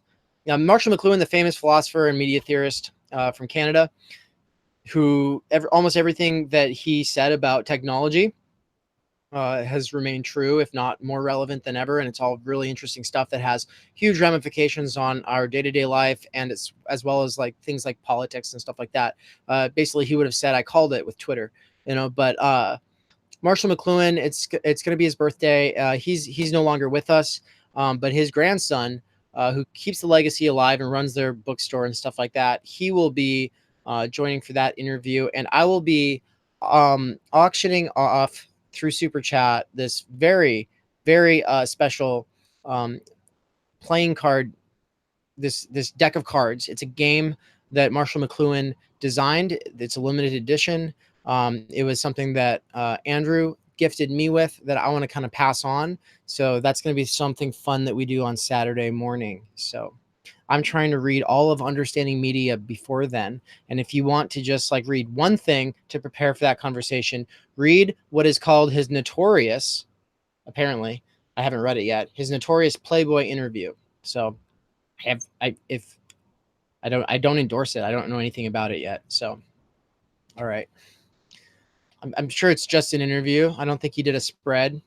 I'd support that. But anyway, catching up on the chat real fast. Anarchist Tech Support said, I'm honored. Yes. Mel D, did you get your stickers? Are you still in the chat? Mel D was in the chat last time, and I was just doing like an all-around giveaway. And so Mel D got some. Rugged Midwesterner. I think someone linked this on BreadTube a week or so ago. Linked what? What's link? What's everyone talking? Oh, was that when we were talking about the internmentcamps.us? Thanks again for that, Anarchist Tech Support. It's awesome. Kylie says, if I wasn't homebound, I'd be doing all kinds of direct action. Being stuck like this at this time in this country is pissing me right the fuck off because I can't participate like I want to. If I was in a local chapter of the DSA and I knew about someone like Kali who wanted to be involved, we would try to make that somehow possible in whatever way we could. I have not connected with local comrades here yet, so I don't even know if there's a DSA here. Anne? Yeah? What's up? I'm almost home. Oh, okay, cool. My feet hurt. My chacos are rubbing me the wrong way. And no. Yeah, I think it's just important that whatever you are able to do, whether that be educate yourself on through, online, educate others, whatever you're able to do is important and matters. One thing that I think everyone should be able to do. What? Something that everyone could probably set themselves to doing is learning all of the talking points that the right is using to systematically dehumanize immigrants and other people. Learn all of the talking points and learn all of the best responses for different situations, because in different situations, depending on the power dynamics in play and what you are able to do in that situation, different situations will call for different responses. And at the level of ideas, we were able to learn these things through YouTube and articles and books. And it really kind of depends on how much time, energy, and attention you have. But the resources, I hope they're here. I think that at least what you've been given by the internmentcamps.us page and the Bo from the Fifth Column, everything that he's putting out, just eat that up if you haven't already. And that's kind of what I'm working on, because I kind of know, I've studied a lot, some of this theory stuff that relates. It definitely relates and helps me think about it. But day in, day out, politics and what's happening is often like not in my radar, because I'm trying to read, and so it becomes like, so I'm trying to watch secular talk more and watch David Pakman, and I know they're just liberals, social democrats or whatever. I also don't know if that's just rhetorical. I don't know. I watch them because they're interesting, and they're generally right. So I'm critical of some of the things they say, obviously, but I'm just trying to get a little bit more plugged into what's going on, because like it's right now it matters, and right now people are so sick of it that some people are breaking silence, and it's enough people that it's like, it's time to talk about this again. Let's talk about it. Well, let's be better at talking about it every time we come back. Yeah, seriously. Yeah. Because this just matters. Everyone thinks, oh, what? Well, not everyone, but when I was in middle school learning about the Holocaust, I would always think, wow, what would I have done if that were me? If I were in that situation, or if I was, witnessing the assault, if I knew what was going on. Like, that's now. That is now. That's happening now. So, it's time to put ourselves in those shoes and fucking talk about it and stay up to date. Okay, two things, y'all. Really quick. Swolitary, it's in the chat. What up, Swole? Says, I feel like left tubers should have a sign-up sheet for live chats so we don't overlap. So I generally agree, but as the serfs were saying earlier, there were like 10 things that they wanted to go to at once happening. And I've seen people like Destiny and Hassan hopping into other people's chats and stuff like that. And so it kind of depends on what the events are, One thing's for sure, and that's that like spontaneous streams need to be able to happen and no one gets upset about it. I know that's not what you're saying, but I'm just saying, like, people need to have options for different topics and stuff. Like almost every topic we could be doing is important. What the serfs does is a lot more laughing at some of the horrendous people that are in control right now. I'm gonna mute you for a quick second, and just for a quick one. I know you're home now. Yeah. There we go. But anyway, Swole, if you want to hop in, you're welcome on. I've told you before you'd be welcome on. I'm not going to debate you right now, but you'd be welcome on. So if you're around a lot to the point where we know you, not a complete rando, then like generally speaking, like having people on is fun, right? It's a hangout, and so like I don't know if people ever saw my earlier videos. I always started with like the "get out of my room," the kid yelling "get out of my room." Has everyone seen that? This is totally gonna derail. Get out of my room! Get out of my room, kiddo. I'm gonna share that really quick, just because like nobody's seen it. The reason I always share this was because if you don't like it, just get out of my room is how I feel about it. I'd like you to get the fuck out of here. I mean, at the end of the day, like, that's true. It's my room, so. Go on, get. Go on, get. All right.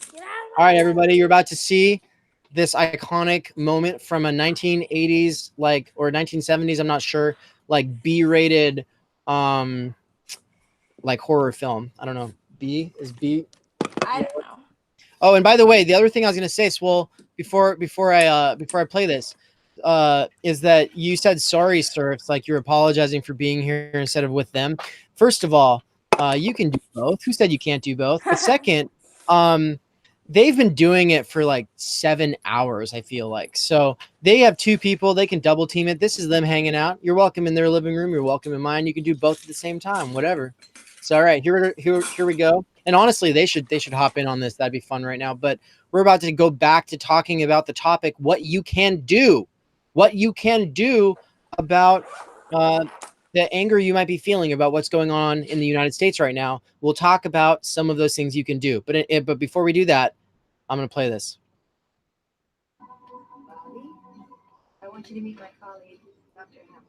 And I'd like you to get the fuck out of here. It's all get out of here. Get out of my room. Get out of here, bitch. Get out of here. All right, so I don't know if you all could hear that properly or not. Go on, get out of here is basically what the kid's yelling. He drops an F-bomb, calls her a name. You know, it's fun. All right. So Anarchist Tech Support said, seriously, look for Innuendo Studios alt-right playbook videos. It's one of my favorite series on YouTube, actually. Big goals. One of my big goals is to be able to use After Effects and narrative in the way that Innuendo Studios is able to. They're on a different level, and I'm not even trying to do that just yet, but it is some big goals of mine. I absolutely love Innuendo Studios. It's one of the best channels on the internet. The alt-right playbook is an absolute fundamental to being able to talk about almost anything. So, okay, hold on one quick sec. So, dope. All right, here I am. All right. Hold on one sec. Wait, Solitariat. Are you gonna DM me? Are you on Twitter? I don't even know. All right, new message. Swole. No, you're not on there. I don't know where to find you. You have to message me or email or something like that. All right. So let's get back to the chat. And actually, I'll read the chat while you can dive into the next thing that I'm sure you were just like itching to share once you got to your location. I'll shut the fuck up for a while. Shut the fork up. I think we just want to talk about, ways to help, what we can be doing right now. And I think, as like a 19-year-old broke college student who works, it can sometimes feel like, wow, I just don't have time. I don't have energy to do anything. There's nothing really going on. But like, I've kind of realized today and recently, like, that's not true. There's a lot I can be doing, like campaigning for like the president that you want to see elected. For me, it's Bernie or bust. So I was looking into, ways I can get involved in that with Bernie. And there's a lot of different things you can do. Like you can, canvas, or you can make calls and send texts and send messages from home. You can do a lot of things online or things out and about. So there's many ways to get involved in that sense. And then I also found this article. Here we go. It's just like yesmagazine.org. 20 ways you can help immigrants now. So, there's things like march and protest. If there's things going on locally, if there's rallies and city halls or in the downtown areas, like it's educate yourself about those, see what they're fighting for, if there are ways you can donate or help or volunteer or even just attend. That's always a good thing to like be with other people who are feeling the same way as you and who want to fight the same way and help the same way. I've always found that just very inspiring to like be around other people who also care about the issues. There's a lot of, you can help pay immigrants bail was an option, like help pay for immigration counsel, host an asylum seeker or a refugee in your home. Tell your local law enforcement and government officials not to partner with ICE. What else is on this list? Like support local and national groups, whether it be donating money, donating items that they give to these facilities and give to people and immigrants in need. There's a lot of charities. You can volunteer locally to mentor and tutor English language learners. There's this one, join a pen pal or visitation program for detained immigrants, such as the ones run by First Friends of New Jersey and New York. There's immigrant focus groups, creating resources, use art, music, social media, conversation, and other expressions and connections to draw attention to these issues. Educate yourself, educate others. You can donate air miles, you can donate household goods. If you go to the border, if you're near the border, you can take direct action there and call Congress to support legislation like the current, shut down child prison camp acts and families not facilities acts. Call your senators, write letters to them. So I think just like seeing compiled lists that exist like this that have, many different ways to help is always reassuring. It's like, okay, there's things that I can do and there's things that people are actively doing, organizations that are actively fighting this. So there's my list. Dave? Thank you for the list. I'm worried that if I get quiet, that if you end up being quiet again, that feedback thing might happen. I'll just mute myself. Okay, and then unmute anytime you want to interject. So, and interject away. So, hello everybody. JD Forster. Oh my God, I'm an ELL teacher. Awesome. Sorry everyone, I'm not caught up on the chat, and that's whatever. So I kind of wanted to go back to this conversation about getting involved and doing things. And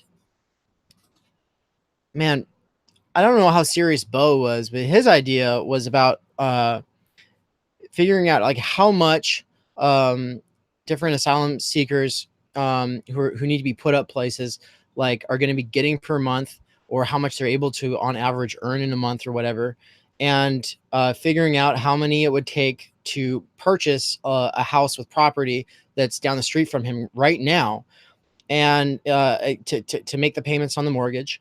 And he's like, I think I'm going to do this. I think I'm going to get there's a house down the street on a few acres that I really want.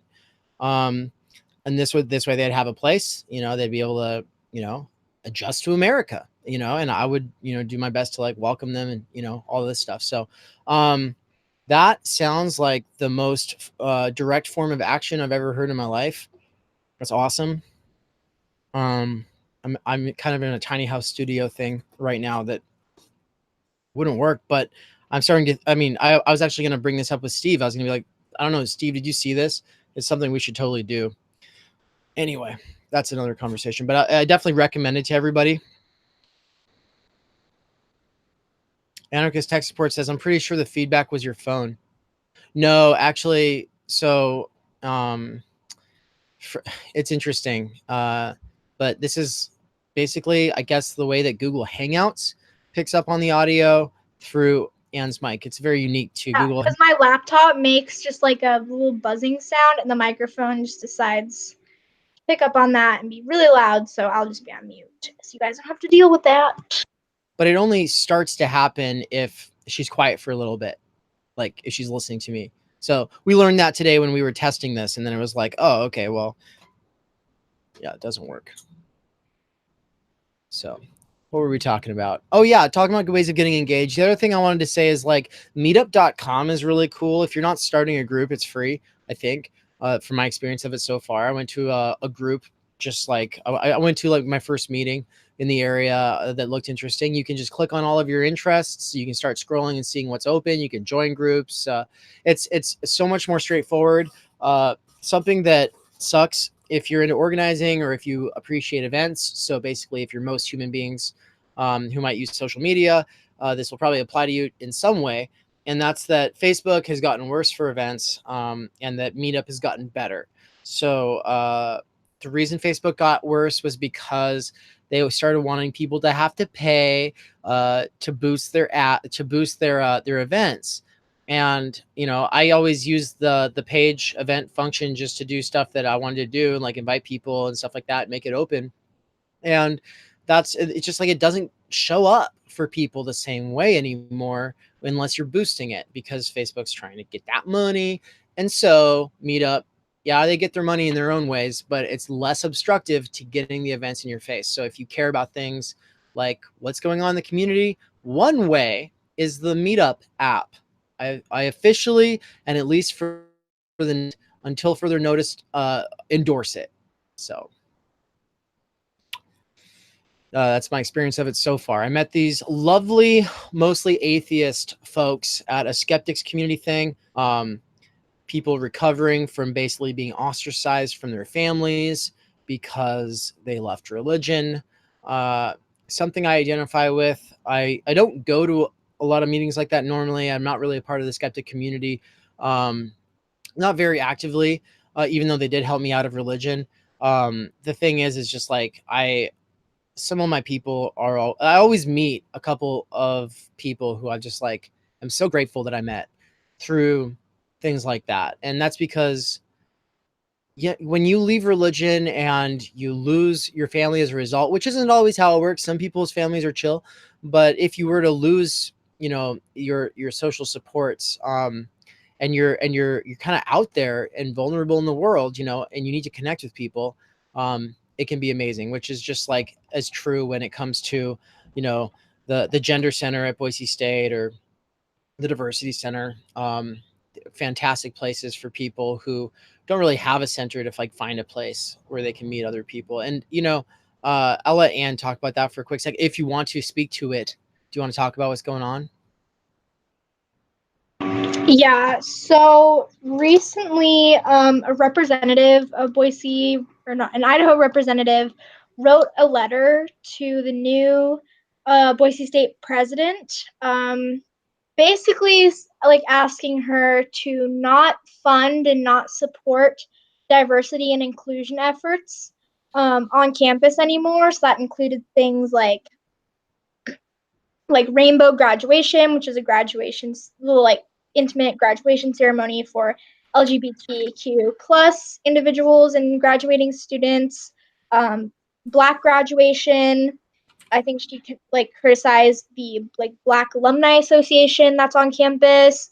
Criticized, you know, the school for giving scholarships to DACA recipients and things like that. And she said in this letter, "This is not the Idaho way," and got like 28 other representatives to sign it, including people on like the education board. And so, yeah, that's what's going on right now here.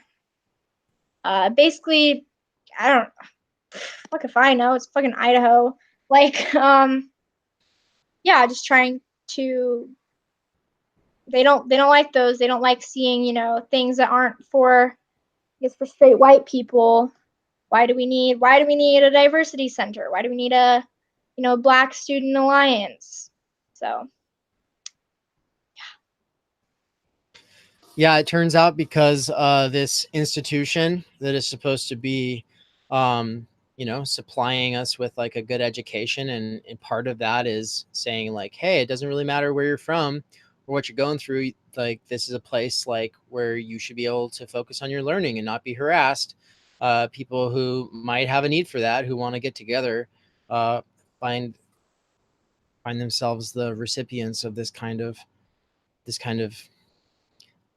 bullshit. And it's crazy to me again, because like, you know, there are these arguments that happen about how much how much of a leftist issue identity politics is.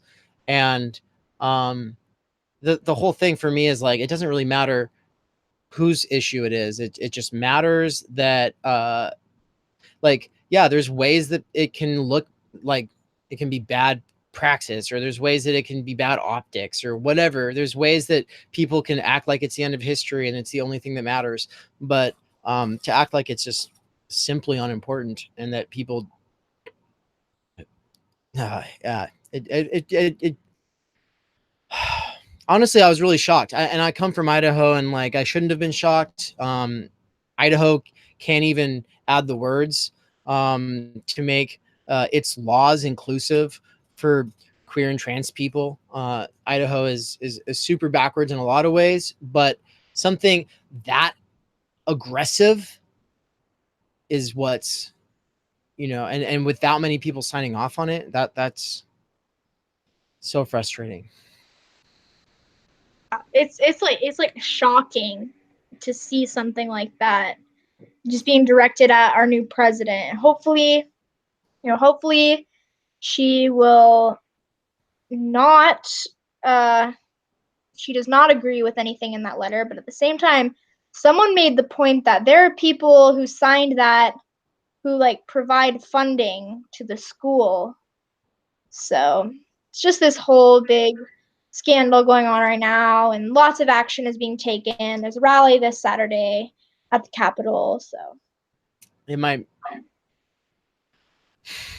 yeah. So, and you're getting involved with that, right? Speaking of getting involved. yes, I will be there after work. I will volunteer as best I can, even though I'm showing up a little bit late. And I'll just at least be there to be a body and to, be present, to show my solidarity and support. Yeah, rugged Midwesterner, love the name, said worth bearing in mind that those people are likely being paid to sign off on that. Rugged, did you say you were preparing for a stream while being between like 6 streams? Did you say that earlier? I think I saw someone say that. Is Rugged a channel? Midwesterner. Oh, well, duh. Yeah, of course you are. I'm sorry. I know your face. I watched some of your videos. Thank you. Thanks for being here. It's great to have you. I'll share your channel in the chat so people can check it out. Sorry for not knowing. What up, Ron? Yeah, welcome. You've been bouncing between 3 streams. I think that what YouTube needs to do is figure out a way to expand its community function. For those who don't know, I'll show you right now. There is a community function. Let's use Rugged Midwesterner as our case in point. Doop doop doop doop doop doop doop doop doop doop. Screen share. Once again, this kind of stuff taking forever. It wouldn't be this way if I have OBS halfway figured out. Just not quite there yet. All right, share. Everyone can see? Yeah? Yeah. So if you go to any channel that has, I think, at least over a certain amount of subscribers, I think maybe not brand new, but I think that at a certain point, you get this community feature. Okay. I always love to look at the playlists of other creators because, like, I clicked the wrong button. Creators tend to be channels, not just creators, channels often have playlists, not necessarily just of their own videos, often of other people's videos. And so for anyone who's new to the YouTube thing, always check those out. Sometimes I build a playlist for a long time before I make it public. Sometimes not a lot of thought goes into it, so it kind of depends. Then the community function is where the channel is able to give basically status updates that will appear on your main timeline. So, and if anyone doesn't have YouTube Premium, I don't blame you. That's a lot of money. In fact, I wouldn't pay it if I wasn't a channel. And I was just going to say, though, that if you don't want to pay that, I do understand that there is an app that makes it so that you have all the same benefits and you don't have to pay YouTube. So that's the community function. What I want to see expanded is the ability for different people to hop into one another's streams, but then it's shared so that the actual source video is on multiple channels at the same time. It's the same freaking video. That whatever channels are involved, to whatever degree they're involved, whether they're administrators, mods, guests, whatever their status might be, however long they're on. So there'd be other factors that play in, but they if there was ad revenue, which I don't think I've never been paid anything for ad revenue yet, but if there was theoretical money to be shared, that would be actually shared between everyone who's participating like that. So I don't know. I just think that would encourage a lot more crossing over, a lot more fruitful dialogue.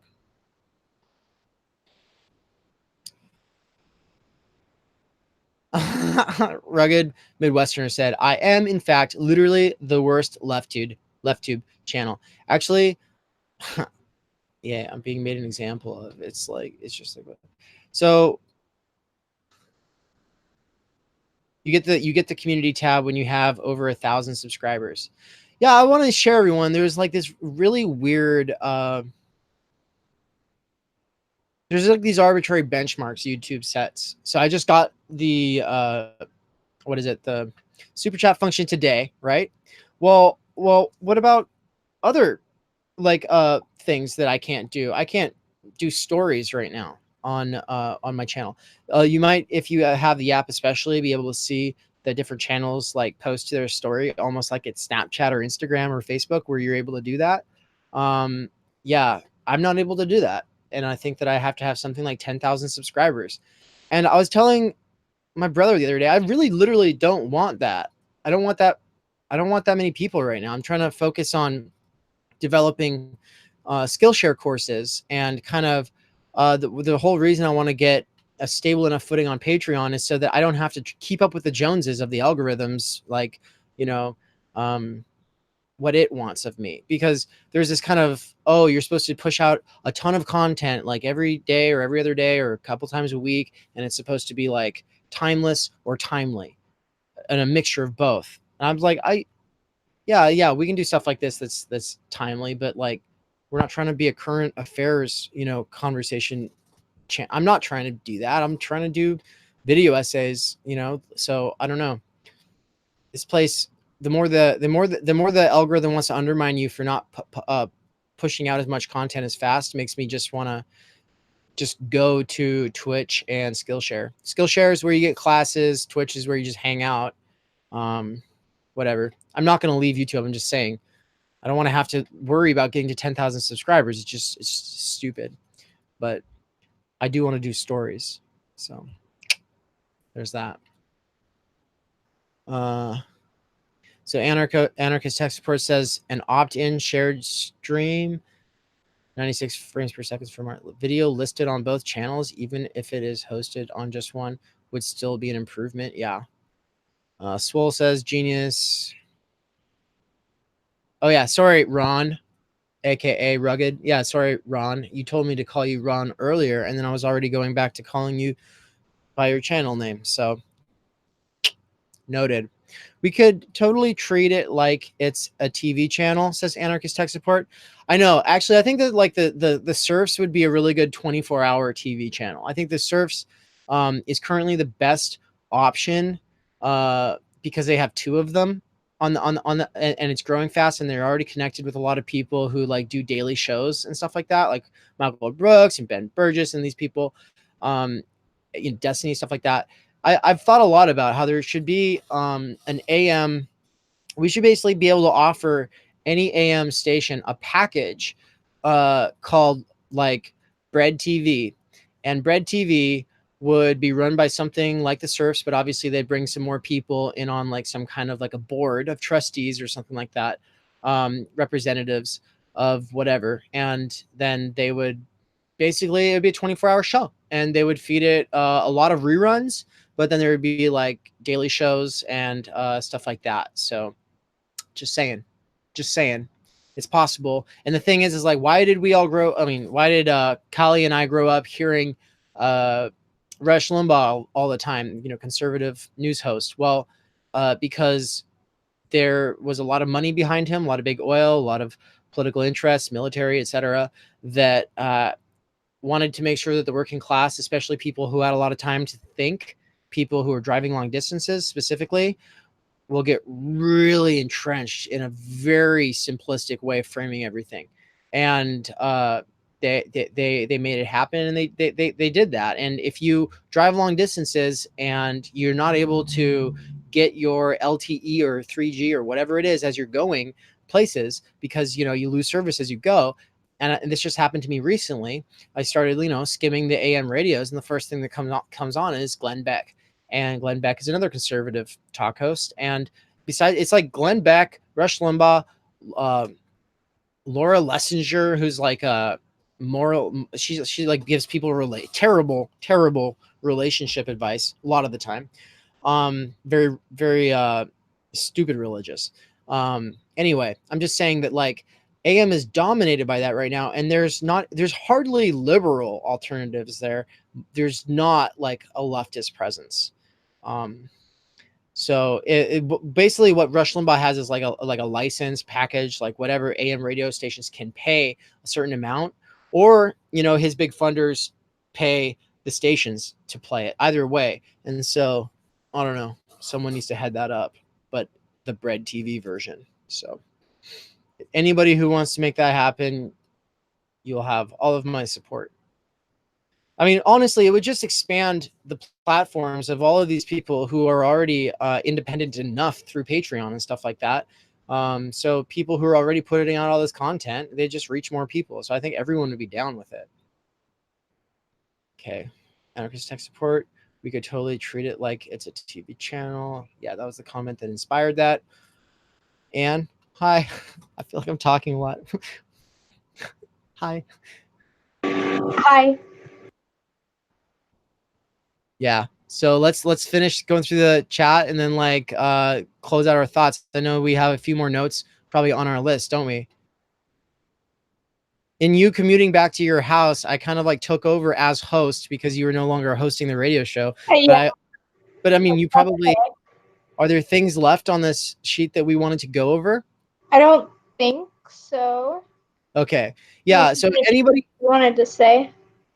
Anybody who missed Anne's opening and did a lot more after we got this thing going, and moved through a lot of different stuff, and that's earlier on, and you should definitely go back and listen to that. So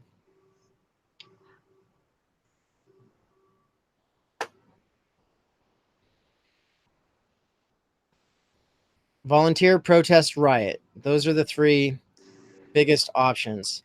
The other thing is that random acts of shoplifting or of damaging property does not count as political action unless people understand what it signifies.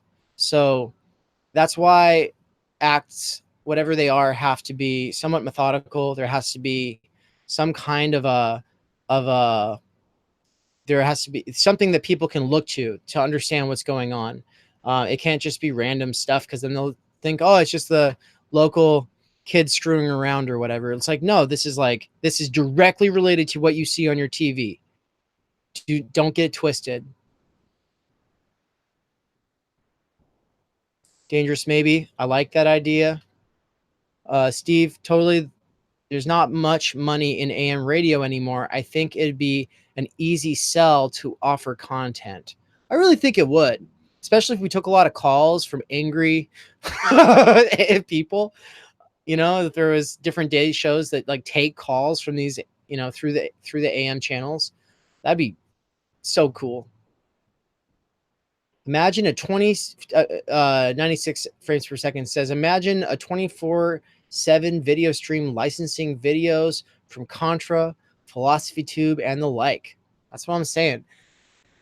So the video stream videos, yeah. So that would be a real TV. I'm talking about straight airwaves, but no, you're onto something too. The thing is like if whoever put something like this together could do both, or it could be done by different people. Because the thing is some video essays don't translate so well to pure audio, but there are a ton of podcasts that are out there that would love to have more reach for their content. So if you want to be if you're a person who's really good at connecting people up, and kind of like the paperwork side of things, and you like meetings and you sitting around and thinking through, these arbitrary, bureaucratic kinds of red tape and hoops that we have to jump through just to get something like that set up, then think about it. Because whether you wanted to focus on video or on audio, there's so much content, and these content creators would just be like probably all about it. I do think that I was in someone's live stream recently, and someone in the chat had asked them, I think it might have been American Johnson in Not Compete. They asked him if they could share his content through a radio station.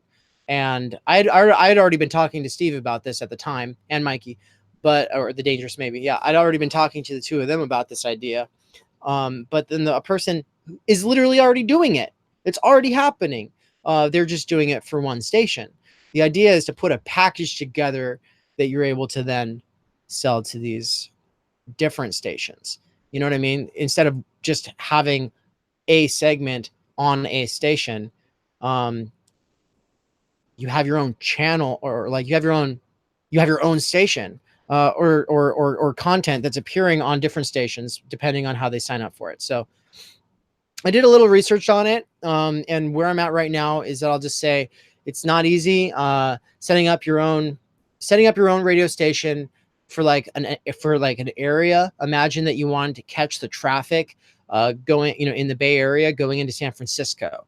Okay, if you wanted all those cars in traffic to have the option of listening to your content, you can actually go through the process of getting federal licensing, and they can deny you, but you can appeal it, and you can find out what they require. And there are ways of making it happen. There are things you have to do, like you have to make sure that there's space for it and stuff like that, and you can't interfere with other people's signals and things like that. So it might cost a couple $1,000s. You might need to crowdfund it. So that's something that's awesome that someone who's like technically inclined would definitely be able to do, especially someone who's paperwork inclined. But the bigger thing, like putting together the licensing package that you would then like sell to radio stations, that's like its whole other thing. So to me, okay, for some people that this isn't like, they don't really, maybe some people won't see the value of this, but it really shapes the backbone. The truck drivers are the backbone of our society. They are the ones who see this country on a daily basis, and they're all attached to families. And so every one of those families, of every one of these truck drivers, it's not just truck drivers, I'm using them as an example, but like, every person who is around someone who spends all their time listening to AM radio, that person's entire consciousness is framed by that radio. And then that person, their whole way of responding to and talking about current events shapes the dynamics of the communities that they are in. So a lot of the problems in our country like can be traced to the way that the right in this country decided to dominate the airwaves and how they won at doing that.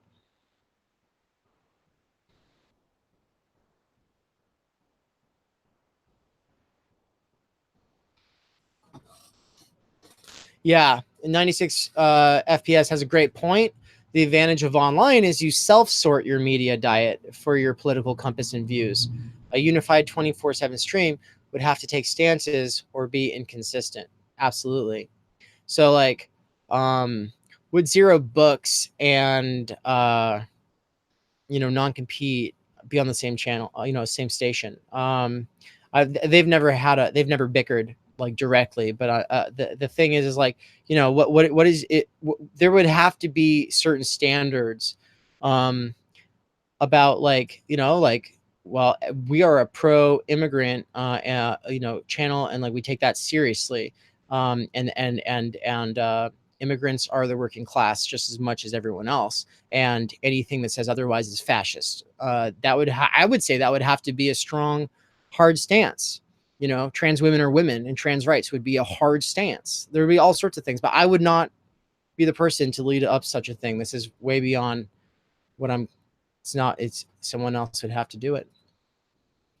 I'd love to do whatever I could to help whoever ever does take that up. So something like how NPR just airs the BBC World Service in the middle of the night. Says, yeah, exactly. Wow, really? Anarchist Tech Support says it would take like 10 radio towers at night could make it continental, but overnight. Anarchist radio, AM radio is an easier transmitter to set up, and a clear night could get one strong transmitter covering a large portion of the US. Hence, the FCC licensing is awkward as hell. It's so funny. It's so funny. Like, there's all this conservative stuff by day, and all of this like people who you're not sure what's going on with them, but they might have a couple of screws loose. Might be, you know, strung out a little bit. Who knows? Or maybe they genuinely saw UFOs, or think that, you know, Hillary is a reptilian shapeshifter. Who knows? But you know, we see some of these conspiracy theorists online. Yeah, well, they were around for a long time before that on AM radio at late night, where it must be real cheap, or the stations must be even desperate to get content. Truck drivers and rural farmers need a voice talking about workers' needs. You know, that's exactly right. And honestly, I think that it should just be Bo. We should just be Bo from the fifth column. 24 hours repeat of the same playlist. Just We just need, yeah, exactly. Just Bo, hire him. He just gets set up and all of his things just stream onto like a YouTube channel and TV station and a podcast and a radio station that's just running all the time. Yeah. And then we're just over here, we're like feeding him. We can just play pre-recorded things when he's sleeping. We all take care of him, and that's just his job. Oh my gosh, Kali's back. Welcome back. Everyone's like, Bo, get a damn station. So Bo has a YouTube channel or playlist. Remember, y'all, I showed you the playlists. Bo made a playlist for people who have responded to, critiqued, or whatever him on his channel. And so anybody who mentions him really gets on the playlist. I'm on it because I shared a part from one of his videos. His thoughts on Antifa. He's like, he's just trying to speak to people who care about this country, and he's like, you should be going over there and giving shaking their hands for what they've been able to do, because the second Unite the Right rally in Washington D.C., like 50 people showed up, and last time it was like, I don't know, like 1,000 or something. And so I don't know, I have no idea what the original numbers were, but everyone thought that the Unite the Right rally wasn't going to was going to be like this big thing again. But it's like, no, like Richard Spencer was very open about not wanting to do these tours anymore. And a lot of these people they're very open about how their super edgy, fascist, tough person like routine just can't withstand somebody with dyed hair throwing a milkshake at them. And Bo was like, swastikas on the lawn. Is that what you want? You're willing to support that? That is not what this country's about. It's never been what this country's about. Obviously, like in a certain sense, there's like two senses, right? Like in a way, this is what this country's always been about, is white supremacy. But in another sense, it's always espoused values that were for everyone. The part where like we come in is saying, no, these institutions will at least do its utmost to look like it's complying with its own values, even if it doesn't always. Like, but the point is, like, people are so cynical, and we have so little power because of this super outmoded, dated infrastructure. It doesn't happen. So, but I don't know. I'm always wondering. For me, when I watch something like that, I'm always like, who is this for? Like, I see something like basically Bo shows me how to talk to people back home. That's what I like about it. It's like, I don't know how to translate a lot of the stuff that I study to my friends back home that work in factories. I don't, like, and it helps me a lot. So not everyone. Okay, let me clarify that. Not everyone, but I have friends who are like, I've known them since they were like little kids, and they're just like, my opinions are formed. I'm not looking to question them. I don't want people trying to change me on my position. I've got my opinions. I usually don't share them. I'm not going to share them with you. And I'm like, oh, but I love them, and I love, their families, and I care about them because we've been through a lot. But, I'm just saying, in that case, like, they don't care what Giorgio Agamben says. Which is one of the reasons I like the Dangerous Maybe still in the chat. I think Dangerous Maybe has a Medium blog, and it's all about breaking theory down, like in a way where, like, he always says, if I can't, explain a concept to my buddy at the bar who's never read philosophy, then I don't really have a strong enough grasp on it yet. And I would actually agree with that. I just say like I don't wait, but I'm always trying. So Well, I don't know about you, but I'm tired. yeah, I'm getting tired. I feel like I'm mad enough I could go for another hour, but we should wrap it down. Yes. Mainly because if this goes on for 6 hours, then no one's gonna watch the the finished version. I'll leave it up for a few days, but then it will just be in the unlisted content playlist. And if you want access to it later, just let me know or become a patron. Either way. Yeah. All right, everyone, your last chance to make a super chat is here. I got stickers. Remember, I got stickers. Shoot me an email at theoryplebe@gmail.com if you want a sticker. And that's not just for you all who have super chatted. That's just because honestly, like, I've got to get my stickers updated. I've got all these old stickers and I want to give them away. So just go ahead and email me. Mel D, did you ever get that? I don't know if you ever responded earlier when I asked, but okay. Devin Tucker says, I used to be a liberal and now very conservative based on how the parties have changed, but we really need to get rid of the two-party system. Conservatives are moving away from the free trade and whoa, Devin. Free movement of labor, which has now become the libertarian position, and liberals are straight up embracing socialism and open borders. You can't win. Hate the few that govern the majority of people, and in reality, the government was never supposed to be this big. Devin, you're wrong. In a certain sense, you're right, but then again, people never really saw this country getting so big or having so much influence and responsibility as a result. And so sometimes bigger government actually is better at checks and balances. The smallest form of government is monarchy, right? If you care about checks and balances, government has to be bigger sometimes, and it has to have resources so that it can even function. And neoliberalism for the last 50 years has been gutting every service, safety net, and check or balance that's ever been that was working out for us. So a lot of the issues kind of stem back to that. And I actually agree with you on freedom of movement. I think workers should be able to vote with their feet. I don't want to have to like show up and work for some, anonymous bureaucracy that runs everything. But at the exact same time, like, that's not what socialism is in any way. It doesn't need to be. But the real annoying thing is that we don't get to vote with our feet very much, because it means, well, you're either working for this oppressor or you're working for that oppressor.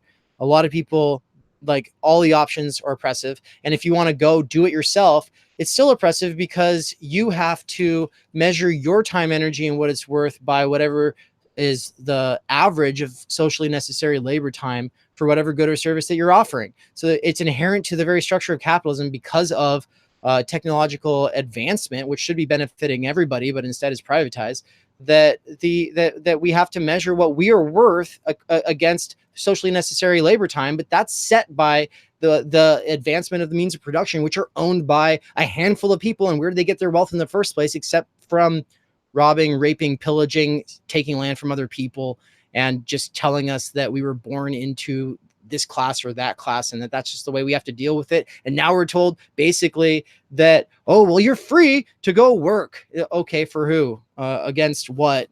For a handful of people who basically own everything now. And it's getting to be so expensive because the market cannot help but continually raise prices on the needs of subsistence, and wages can't keep up with that people can't even buy anything. And so, like, they're all becoming renters. And yeah, like, there are obviously bad things that are the results of government policies, because our government is an oligarchy, but that's not inherent to government itself. That the tendency for power to corrupt is a state issue, but the government is something where we can get involved. They're not the same thing. I just read the Communalist Project. It's a great essay by Murray Bookchin. He makes this distinction between government and state. He says that that's where anarchists and Marxists both failed. That's up for disagreement. The that's up for disagreement. But his point is that a lot, if not all, of people who consider themselves over there on the left confuse state and government, as well as a few other distinctions. Hannah Arendt makes an important distinction between violence and power that I'll be bringing up in a video essay very soon. But anyway, I'd love to have this conversation a lot more, but that kind of got me off on a tangent. I felt like I had to say something about that. Welcome. This is a pretty leftist space you're in, Devin, so that's very brave of you. But if you know, you're welcome to stick around. But that's, I mean, I don't know how much of that, like, I mean, like, I'm willing to have conversations about this stuff, but like, obviously that's not the intent of this stream. That would have to be something for later. So it's important though to make these distinctions and talk about, like, well, what do we agree on? We agree in freedom. I agree. I believe in freedom of speech. I believe in freedom of movement, freedom of participation, ability to have access to opportunities. Like, all of those things are fundamental. Freedom of movement is fundamentally a leftist idea, because fascism is all about border policing and segregation, and that hinders freedom of movement, right? Yeah. So, yeah, Catherine, that is House of Leaves. It's one of the 3/5 of the books behind me that I haven't read. Actually, maybe 3/5 of books behind me I haven't read. Other ones I've only read parts of. You know, that's how, you know how it goes. But yeah, House of Leaves. I've read like the first chapter, I guess. It's a real trippy book. Blows my mind. Steve says, literally no liberal politician is supporting open borders. You might be buying into propaganda, bud. That's, yeah, there's not a liberal politician that's arguing for open borders. There's honestly no leftist people who are in office that are arguing for that. People who say abolish ICE aren't even necessarily for open borders. A lot of people who do want open borders see that as a much longer term goal. I wouldn't say open borders tomorrow, but I would say stop criminalizing people and dehumanizing people and interning people in unsanitary conditions where they're separated from their loved ones when they're just seeking help. That's not liberal. That's just humane. And it doesn't take a lot. You don't even have to have liberal empathy for that one. That's just basic common sense. If you want to be that asshole on the street who's hurting people who are coming to you because your Statue of Liberty, like, literally says to, like, give us your wounded, then, like, bad optics, even for the neocons. Bad optics. There's just, like, no way of justifying the fact that we have boots in 150 countries right now. Boots on the ground in 150 countries right now just to maintain our empire. There's no way that we can justify that with liberty and equality when and give us your wounded, like, what, or, you know, I can't actually recite the poem, but, you know, it's not it's a human issue, but if you want to make it a strategic issue, it's bad. It's bad for everybody. Zizek is always talking about how holding an ideology to its explicit values can be very subversive. Absolutely. The whole thing is to show that classical liberal values are fantastic ideas, but they've gotten twisted and people mean different things by them. When people say freedom of speech, a lot of times they just mean freedom to be racist or whatever. But, like, freedom of speech is freedom to have an opinion and everyone disagree with you and you not become homeless just because everyone disagrees with you. Like, yeah, if you can't, honestly, I would say deplatform the hell out of some people, but that doesn't mean that they should have to starve to death, right? So what's up? All right, I'm going to close this thing out in just a second, y'all. So everybody, get your last comments in. And any final thoughts? Fuck Donald Trump and his whole fucking crew. Fuck Donald Trump and his whole fucking crew. I wonder if we can play that song right now. Play it. Play us out. On our way out. Yeah. I don't know. I just think, thank you all for listening. I think these are important issues to be talking about and to be learning about and to be staying updated about. And I just feel inspired to, like, go out and do things and help in any way I can. Yeah. And I'm tired. And you mentioned, like, the word milkshake like 20 minutes ago, and now that's all I can think about is ice cream. So, yeah. All right. Yeah, I want ice cream too. Everyone, I'm gonna close out on a song that is not most people's forte. A lot of people can't stand screaming vocals. It really drives them crazy, and that's fine, whatever. But this is a song called "Let's Kill the President" by Eraserhead Fuckers. It's graphic. It's graphic. It's got a content warning on it. I'll share the link to it in the chat. So if you want to listen to it later, you can. And if you don't want to now, I don't blame you. We're just closing out on it. This is by a friend, Jamie. Also probably one of his friends on this track. Jamie works in the Boulder, Colorado DSA. We met Jamie and Catherine through JPCon. JPCon. We don't want to keep you up too late. Woke Wednesdays, history deep dives on Thursday, Debs, sewer socialist, Chomsky. I love all the sounds of this anarchist tech support. This is some good ideas. What kind of antenna would maximize it? It sounds like a Discord server needs to get started just to brainstorm this radio station.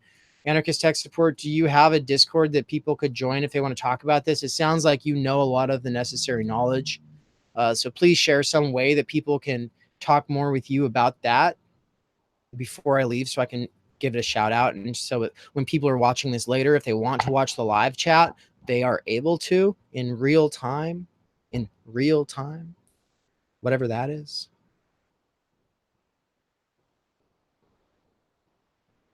Does this song break FCC regulations? I think so. Okay, and also like A People's History of the United States by Howard Zinn. You know what? A People's History of the United States by Howard Zinn and books like that, including ABCs of Socialism and Four Futures and basically the entire alt campus reading list that I have on Goodreads. If you go there, all of those books could be played through maybe some kind of a deal with Audible on AM radio in segments day to day at the same time. They could also be read aloud and commented on. Because I think that people like me with a channel, you're allowed to like read a book, right, and then comment on it. So we could have all sorts of really cool late night shows, fun stuff like that. All right, everyone, thanks a lot for joining.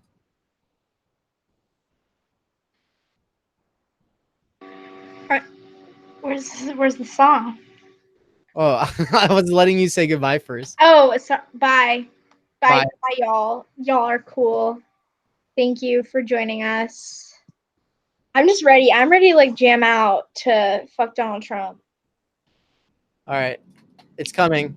You might be able to hear it. I don't know. You'll have to tell me how you hear it. I'm ready. Goodbye, everyone.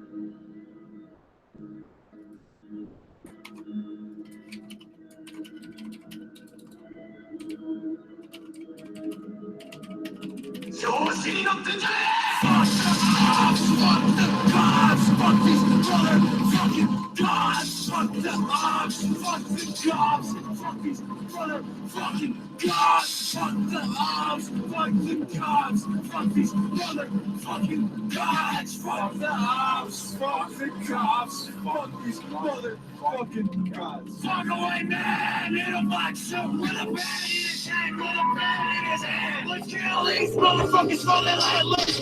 Got a brick in my head, got a brick in my head. Wanna burn this whole fucking place to the ground. Gonna start from the bottom, Rex Tiller's head's gonna lose the liver too. Gonna start from the bottom, Fuck Donald Trump and his whole fucking crew. Gonna play it with his name, I play it with his face on it.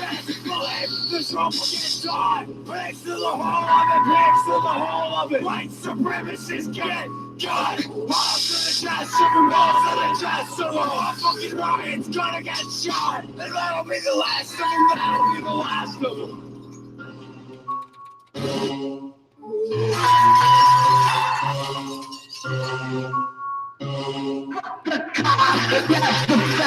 White genocide ain't no such thing. Before 1790, white race were a thing. Not even Europeans conquered by king. I'm looking for them with pagans. Gather around the pentagram. Going down in the Pentagon. General Customs. It's now for the metaphor. Smash white supremacy. Not a fucking metaphor. Tommy getting right like a tennis court. Fucking blue lies. Police saying they sucking on white tears. Yeah, you don't need a place. Trust fake just patriot is the black athlete, your president's a rapist. 90% of all drugs is a murderer who stolen land in the farm doesn't matter. USA, murderer, history surrounds you, the blood that you spilled to be the blood that drowned you. I'm out, who's that fucking president, who's that fucking president, who's that fucking president. And then I'm gonna close out on this video right here. We renew our resolve that America Oh yes. Oh yes. be a socialist country.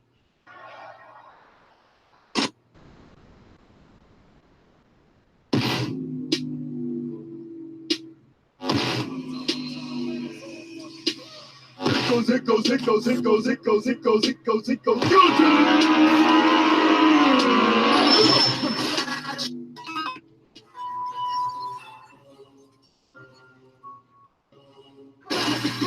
This one will get done, and that'll be the last of them, that'll be the last of them.